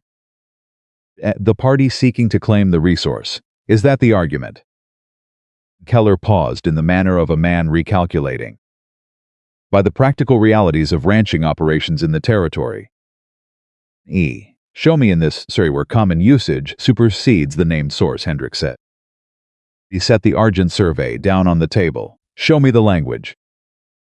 Keller could not show him the language. The language was not there. Clara watched this from the plaintiff's table and did not allow herself to react, but she felt the shift in the room, the particular change in atmosphere, when a strong argument turns out to have a hollow center. That was the first mini-victory. There were more coming. And then Argent's lead lawyer said, "Your Honor, before we proceed with the property arguments, I'd like to introduce an affidavit relevant to the integrity of the plaintiff's evidence gathering." Hendricks looked at him. What affidavit? Pertaining to the individual who compiled the plaintiff's documentary evidence. A Miss Clara Whitmore, who is present in the courtroom. Harrison was on his feet before the sentence was finished. Objection, Your Honor. The affidavit referenced was filed late yesterday afternoon, well past the discovery deadline for this hearing. It has not been provided to plaintiff's counsel in time for proper review. Hendricks looked at Keller. Is that accurate? Keller managed a smooth recovery. Information came to light only yesterday, Your Honor. The timing was unavoidable. Timing, Hendricks said, with precisely the intonation of a man who has been on this bench for 14 years and can hear the difference between unavoidable and strategic, was yesterday afternoon. One day before this hearing, he looked at Harrison. You've seen the document? It was hand-delivered to the plaintiff last night, Harrison said. At midnight by the defendant himself. A low sound moved through the courtroom. Hendricks let it settle and then looked at Keller with expression and swuck that Clara thought must have made many lawyers before him reconsider their career choices. At midnight, he repeated. The delivery method was unconventional. Mr. Keller. Keller sat. I'll review the affidavit, Hendricks said. I will also hear from the affiant. He looked at the room. Is Gerald Holt present? Holt's head came up from the front row. Come forward, Mr. Holt. Holt on the stand was a different proposition than Holt behind his desk. Behind his desk, he had the natural authority of a man in his own territory, with his practiced politeness and his banker's composure. On the stand, in front of a room full of people who knew him, with Hendricks looking at him and Harrison standing ready, he was just a man who had signed something and was now being asked to explain it. Harrison was precise. He did not raise his voice. He did not perform. Holt to describe the nature of his financial relationship with Clara's father. Holt described it. Harrison asked about the interest rate. Holt stated it. Harrison asked whether that rate was standard for the time and territory. Holt said he believed it was within normal range. Harrison produced 3 other debt notes from the same period, handled by Holt's bank, with interest rates significantly lower, asked Holt to explain the discrepancy. Holt said the risk profile of the Whitmore debt was higher. Harrison asked what specifically made it higher. Holt said the property value relative to the debt amount. Harrison pointed out, with 3 sentences and a number, that the property value exceeded the debt by a factor that made the risk argument difficult to sustain. Holt said there were other factors. Harrison asked him to name them. Holt could not name them. Then Harrison asked when Thomas Argent had first spoken to him about the Whitmore debt. The room went absolutely still. Holt said he didn't understand the question. Harrison repeated it, verbatim, in the same tone. Holt said he had had a conversation with Argent about General Valley property matters that might have included some discussion of. When, Harrison said. Holt stopped. I'm asking for a date. Holt, approximately, within a month. Holt's grip on his hat in his lap tightened visibly from where Clara sat. Perhaps sometime in the spring. Before Mr. Whitmore's death? Harrison asked. The silence in the room was the kind that happens when a large number of people simultaneously understand something. I don't recall spring, Harrison said. Before the death. Before Miss Whitmore knew she would inherit the debt. Before she had any reason to be involved with the Hayes property. He looked at Hendricks. Your Honor, the affiant is describing a conversations about this specific debt that occurred before the debt became relevant to Miss Whitmore, which is consistent with a pattern of pre-planning that is directly relevant to the fraud allegations in this case. He turned back to Holt. Mr. Holt, did Thomas Argent ask you to hold that debt and foreclose at a specific time? I object, Keller said, not standing. Calls for... Overruled, Hendricks said. He was looking at Holt. Answer the question, Mr. Holt. Holt looked at his hat. Looked at Argent. Argent's face was stone. And then, Gerald Holt, a deacon of the church, a banker of 20 years, man of practiced politeness and calculated courtesies, said, asked me to be patient with the note and to act when the time was right. The room erupted. Hench brought down his gavel twice. Clara sat at the plaintiff's table with her hands flat on the surface, and her heart moving at a pace she was not going to let show on her face. And beside her, Harrison made a small note on his pad in the unhurried manner of a man who had just gotten exactly what he came for. Looked at Argent. He was looking at Holt. And what was on Argent's face now was not uncertainty, it was the specific cold fury of a man who has watched the most important piece of his architecture collapse, and who knows, in this moment, it is not fixable. And looked at Everett. He was already looking at her. The hearing went another 2 hours. Harrison presented the sabotage evidence, Dutch's documentation, the recovered tools, the written account of the young man's son's testimony from the waterline as a pattern of interference designed to economically pressure the Hayes operation in the period immediately preceding the hearing. He presented the grazing logs. He presented the territorial survey notes with their notation about the Argent family being informed of the boundary determination in 1871. Keller made arguments. Some of them were good. Some of them would have been very good in front of a different judge. Hendricks was not that judge. He asked questions that went directly to the core of each argument and stripped away the presentation to find what was underneath. On the grazing logs, he asked whether the cattle use was continuous.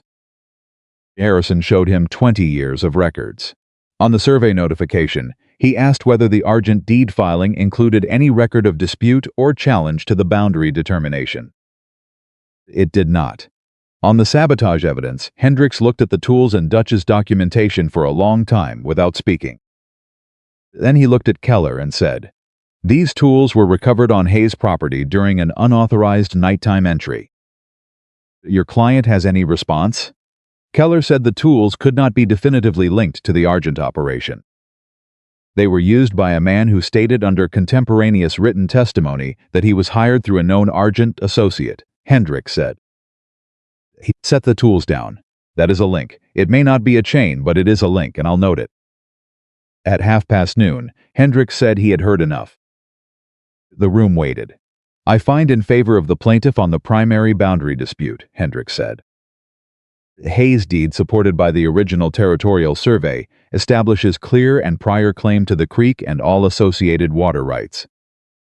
The Argent eastern boundary claim is not supported by the filed deed or the survey of record. He set his papers down. I am further referring the matter of the 1871 Argent deed, filing to the Territorial Attorney's Office for review, given the evidence presented today regarding prior notification of boundary determination. That referral will include the pattern of interference documented in these proceedings. He looked at the room over his glasses. The water belongs to Hayes. The land belongs to Hayes. And the territory's attorney is going to have some questions for Mr. Argent. He stood, "We're done." The gavel came down. Erupted again, and this time Hendricks led it. Clara sat at the plaintiff's table and did not move for a moment. She was aware of Harrison's hand briefly just on the table beside hers, not touching, just present, the acknowledgement of a professional who knows when a thing has been done well. She was aware of Jesse whooping from somewhere in the gallery and being shushed by Dutch. She was aware of Paz in the back of the room, who was not making any noise at all, but whose expression was doing everything noise usually does.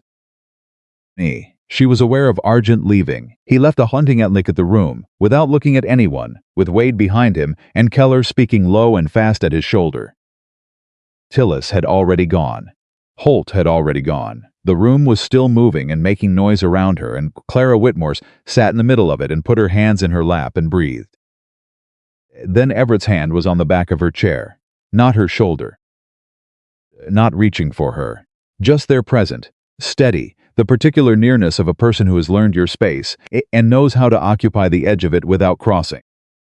"It's done," he said. She looked up at him. He was looking at her with that look she had been learning to read across these weeks, not the barely there almost smile, not the careful neutrality, but the third thing.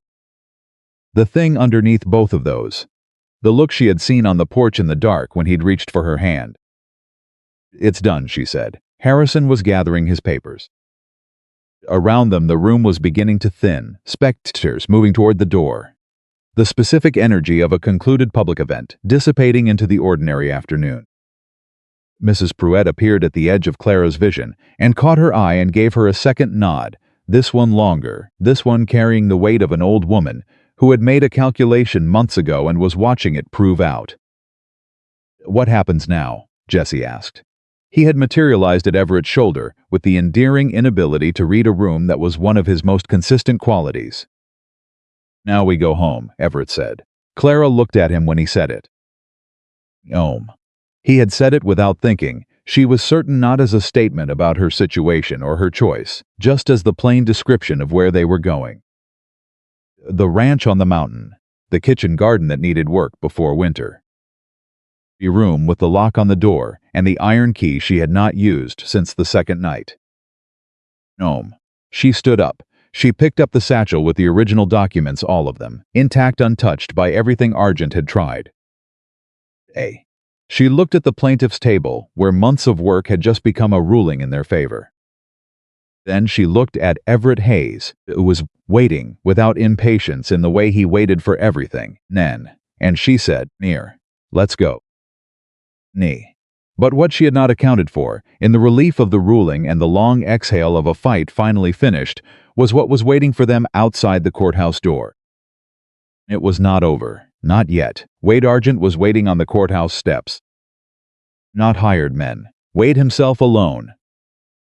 Which was either brave or stupid, or the particular combination of both that came from a young man who had watched his father's careful architecture collapse in a single morning and had decided that careful was no longer the approach. He was standing at the bottom of the steps with his hat on and his hands at his sides, and when Everett came through the door with Clara beside him, Wade looked at Everett with the specific expression of a person who has made a decision they are not going to unmake. "You think this is finished," Wade said. Everett stopped. Clara stopped beside him, behind them. She was aware of Harrison pausing in the doorway, and Jesse. And Dutch, who had appeared from somewhere the way Dutch always appeared, already in position, before anyone realized he'd moved. "Judge said what he said," Everett replied. His voice was the same as it always was. "Level. Like weather. My father built that valley," Wade said. 30 years. You don't walk out of a courthouse with a piece of paper and take that." "I'm not taking anything that wasn't mine," Everett said. "I'm keeping what's been mine since 1865. Wade's eyes moved to Clara. They stayed there. He said. "You think you're clever. Riding up that mountain and digging through papers like some kind of—" Everett said, one word, quiet as a door closing. Wade looked back at him. Something crossed his face, not fear exactly, but the recognition of a boundary and the awareness that crossing it would have immediate consequences. He was angry enough to want to cross it. He was not quite angry enough to be entirely stupid. "It isn't done," Wade said. "The territorial attorney's review is going to take months." "Anything can happen in months." "Then we'll see what happens," Everett said. "Step aside, Wade." A long moment, the kind that has weight to it. Clara counted her own heartbeats and kept her face still and her breathing even, because she understood that this moment, not the courtroom, not the gavel, Yet, this was the one that would determine what kind of man Wade Argent chose to be going forward. Jade stepped aside, not gracefully, not with any kind of acceptance. Nay. But he moved, and Everett walked past him, and Clara walked past him, and she did not look back. Nay. She heard Wade's footsteps going in the other direction, fast the footsteps of someone who is walking away from something, before he does something he can't take back. Harrison fell into step beside her. "Well handled," he said quietly. Everett handled it. "You both did." He glanced at her. "The territorial attorney's review is serious. Argent is going to spend the next several months in a very uncomfortable legal position." He paused. "So are Holt and anyone else connected to the deed filing." "Good," she said. It came out plain, without venom, just the clean statement of a person who believes consequences should follow actions. Harrison almost smiled. "I'll send my accounting to the ranch." "8 to me," she said. "I'll handle the payment." Did smile at that. "Yes, ma'am." He went to get his horse. Clara stood with Everett in the street outside the Caldwell Creek Courthouse on a September afternoon, with summer beginning to concede to something cooler, and for a moment neither of them said anything. Then Jesse said from behind them, "So do we celebrate or do we just go home?" Dutch said nothing, which was his version of agreeing with the second option. Apos said, in his particular tone of a man who has strong opinions about food and believes this is always the relevant consideration, "There is nothing at the celebration in this town worth eating." Everett looked at Clara. "Home," she said. They were halfway up the mountain when he told her about Margaret. She had not asked. She had over these weeks learned not to ask certain questions, not because she feared the answers, because she had understood that Everett Hayes said things when he was ready and not before. And pushing the timing produced nothing except a man who went quieter than usual, and a conversation that died before it started. He said it without preamble, the way he said most true things. "Get a wife," he said, 8 years ago. Clara kept her horse at the same pace. Waited. Her name was Margaret. We came up from Texas together. She was the one who wanted the mountain. I would have settled in the valley if she hadn't had a strong opinion about altitude. A pause. Kind that was not hesitation but wait. She was 6 months into carrying our first child when the accident happened. Waterline, the original one. Before I rebuilt it, it burst in the winter. I went out to fix it in a freeze. I was out there for 6 hours. He stopped. She did not fill the silence. When I came back, she'd gone to the barn to get me, thinking I was in there. She fell. His voice didn't break. It didn't roughen. It just carried the particular flatness of a grief that has been carried long enough to be inseparable from the carrier. Clara breathed. "Everett." "I don't tell people," he said. "Not because I can't say it, because her produces a kind of sympathy I don't know what to do with." He glanced at her. "Yeah. I'm telling you because you've been in that house for 3 months and you deserve to know why it is the way it is." She thought about the house, the room that had been prepared with a lock and a key. The kitchen garden someone had been maintaining without any evident joy in it. The particular quality of the house of a person who has stopped expecting comfort from their surroundings. Garden, she said, was hers. He looked at the road ahead. "I kept it going because stopping felt wrong. But I don't have her knowledge of it." She sat with that.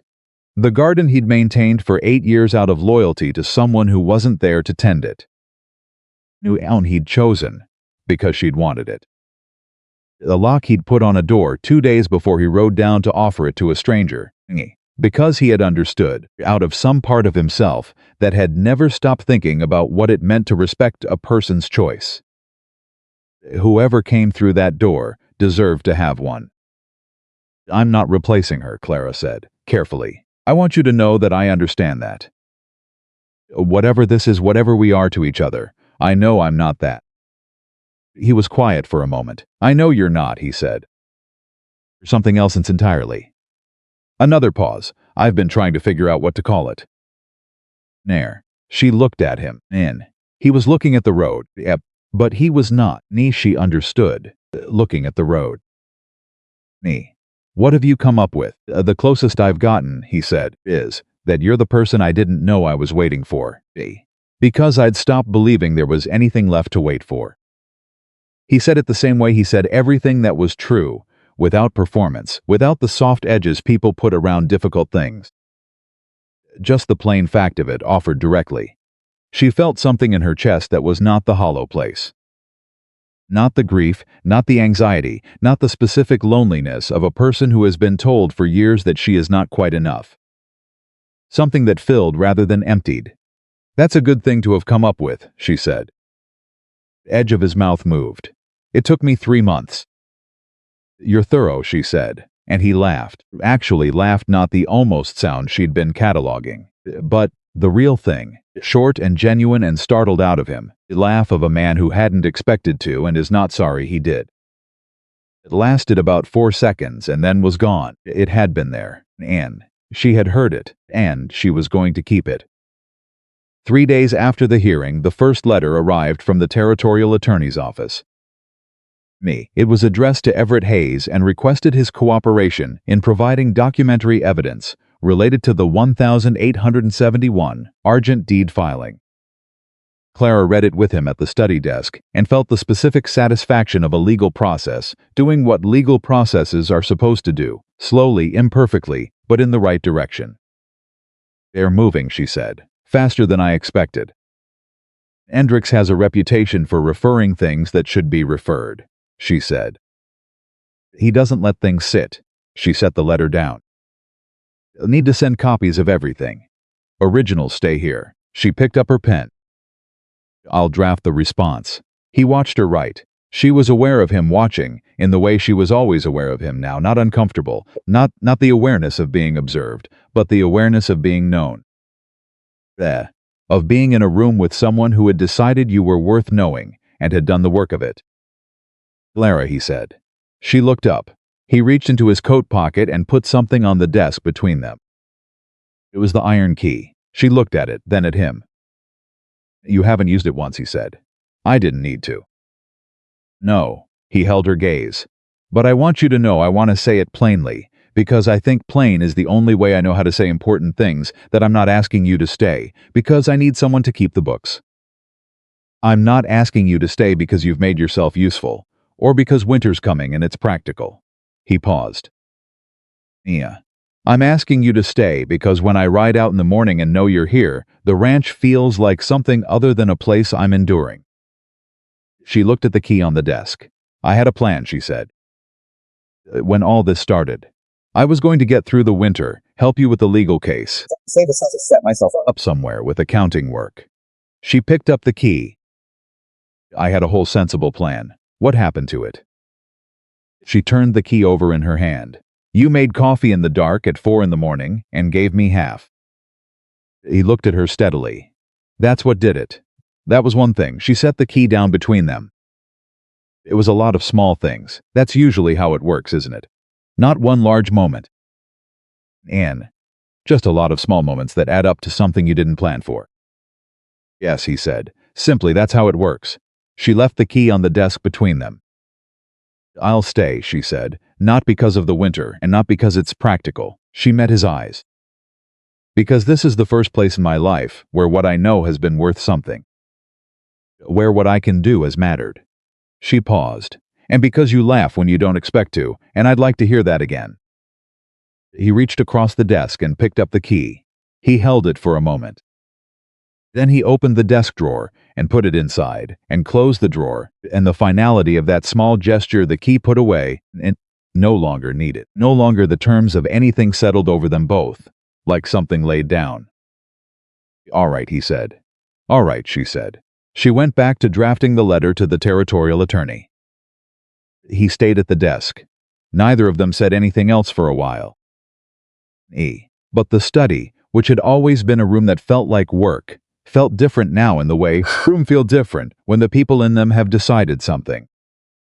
Then came the second twist, the one Clara had not seen coming, because she had been looking at the legal case, and not at Gerald Holt. Holt came to the ranch on a Wednesday morning, alone, riding a horse he was clearly not accustomed to. looking like a man who had made a decision in the night and was in the process of discovering that decisions, made in the night, sometimes look different in morning light. Dutch let him through the gate because Holt was not, currently, threat, and because Dutch's judgment about people had proved reliable enough to trust. Clara was in the kitchen garden when she saw him ride in. She set down her tools and watched him look at the house with the expression of approaching a thing they owe something to. She went to meet him before Everett came out. Mr. Holt. He turned. He had not slept. It was visible in the way sleeplessness is visible on men who are not practiced at carrying guilt. It sits on them differently than exhaustion, more exposed, less able to be attributed to honest work. Miss Whitmore. He held his hat in both hands. I'd like to speak with Mr. Hayes. You can speak with me, she said, and then I'll decide what to bring to Mr. Hayes. He looked at her for a moment. Then he nodded, once the nod of a man who understands he is not in a position to make demands about how this goes. The Territorial Attorney's Office contacted me yesterday, he said. They want a form statement. I expect so. I'm going to give them an accurate one. He held her gaze. No, I want you to know that before they ask for it. I'm not. I've spent 20 years building a reputation in this town, and I signed something that wasn't true because Argent made it very clear what would happen to my bank if I didn't. His jaw tightened. That's not an excuse, but it's the truth of how it happened. She studied him. She was looking for the calculations, the angle, the thing underneath the apology that was serving some other purpose. She had learned to look for it. She did not find it this time. What she found instead was a man who had sat with what he'd done for 72 hours and had arrived at the particular point where the weight of it exceeded the benefit. What do you want from me, Mr. Holt? She asked. I don't want anything from you, he said. I'm here because I owe Hayes a statement that the affidavit was false. In person, not through lawyers, he turned his hat in his hands. And because I owe you an apology that I don't have the right to ask you to accept. She was quiet for a moment. Wait here, she said. Went inside, found Everett in the study, told him what Holt had said. Watched his face go through something she had learned to read, not the carefully controlled neutrality, but the actual working of it. He sat with it for a moment. What do you think? He asked. I think he's genuine, she said, and I think his statement to the territorial attorney, corroborating the falsity of the affidavit, is worth more than anything else we could get at this point. She paused. The decision is yours. He wronged you, not just me. Everett stood. He wronged you through me, he said. That's the same thing. He went outside. Clara followed. Station between Everett and Holt lasted 12 minutes. Clara stood far enough away to give it space, and close enough to hear the shape of it. Holt said what he'd told her, in fuller detail, including when Argent had first approached him and what exactly had been said. Everett listened without interrupting. At the end, Everett said, "You'll put all of that in writing. To territorial attorney, under your signature." Yes, Holt said. Then we're done with each other, Everett said. Not angrily, just as the plain statement of the terms. Holt rode away. Everett came back to stand beside Clara and they watched him go. That changes the territorial case, she said. Significantly, he agreed. She looked at him. There was something on his face that she had not seen before, not relief exactly, not satisfaction. Something older than both. The look of a man who has been carrying something for a long time and has just put a piece of it down. Are you all right? She asked. He glanced at her sideways. People keep not being what I expect them to be, he said. Adjusting. Is that bad? No, he said. It's new. He looked at her with the direct look, the third look, the one she'd stopped bracing for. You started it. She felt warmth move through her that had nothing to do with the September sun. I didn't do anything. You read a deed in 4 days that 2 lawyers missed in 8 months, he said. And you stood up in the dark and announced yourself to someone you couldn't see because you were more afraid of what would happen if you didn't. He paused.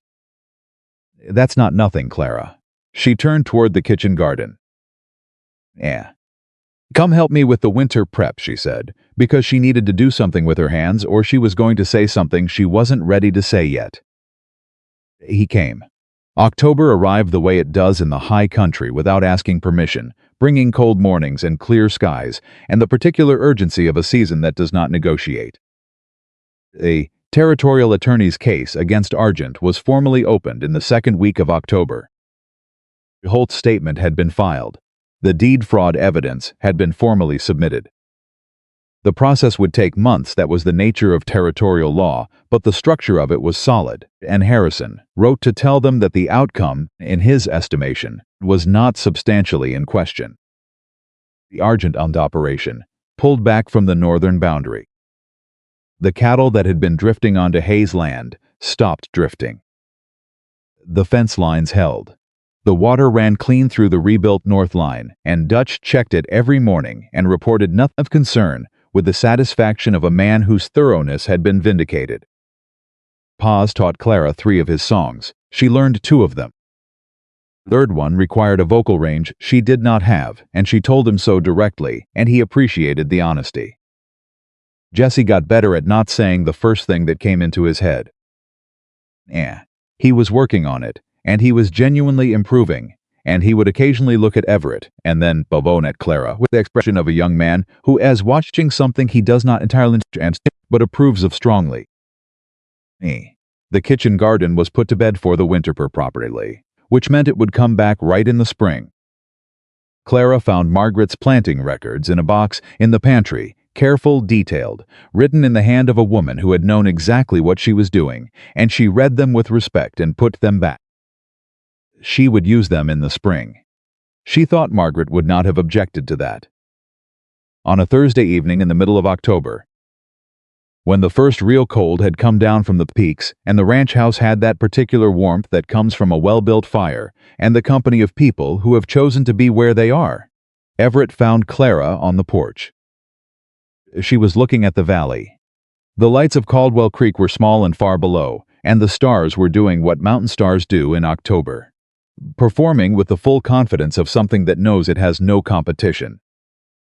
Aimed to stand beside her. "I've been thinking," he said. About what? He was quiet for a moment in the way she knew meant he was going to say something he'd been carrying for a while and was choosing the right words, not because he was uncertain, but because he was careful with important things. "I told you I don't know what to call what you are to me," he said. "I've been thinking about that." She turned slightly toward him. "Have you come up with something better?" "I've come up with something more specific." He looked at the valley and then at her.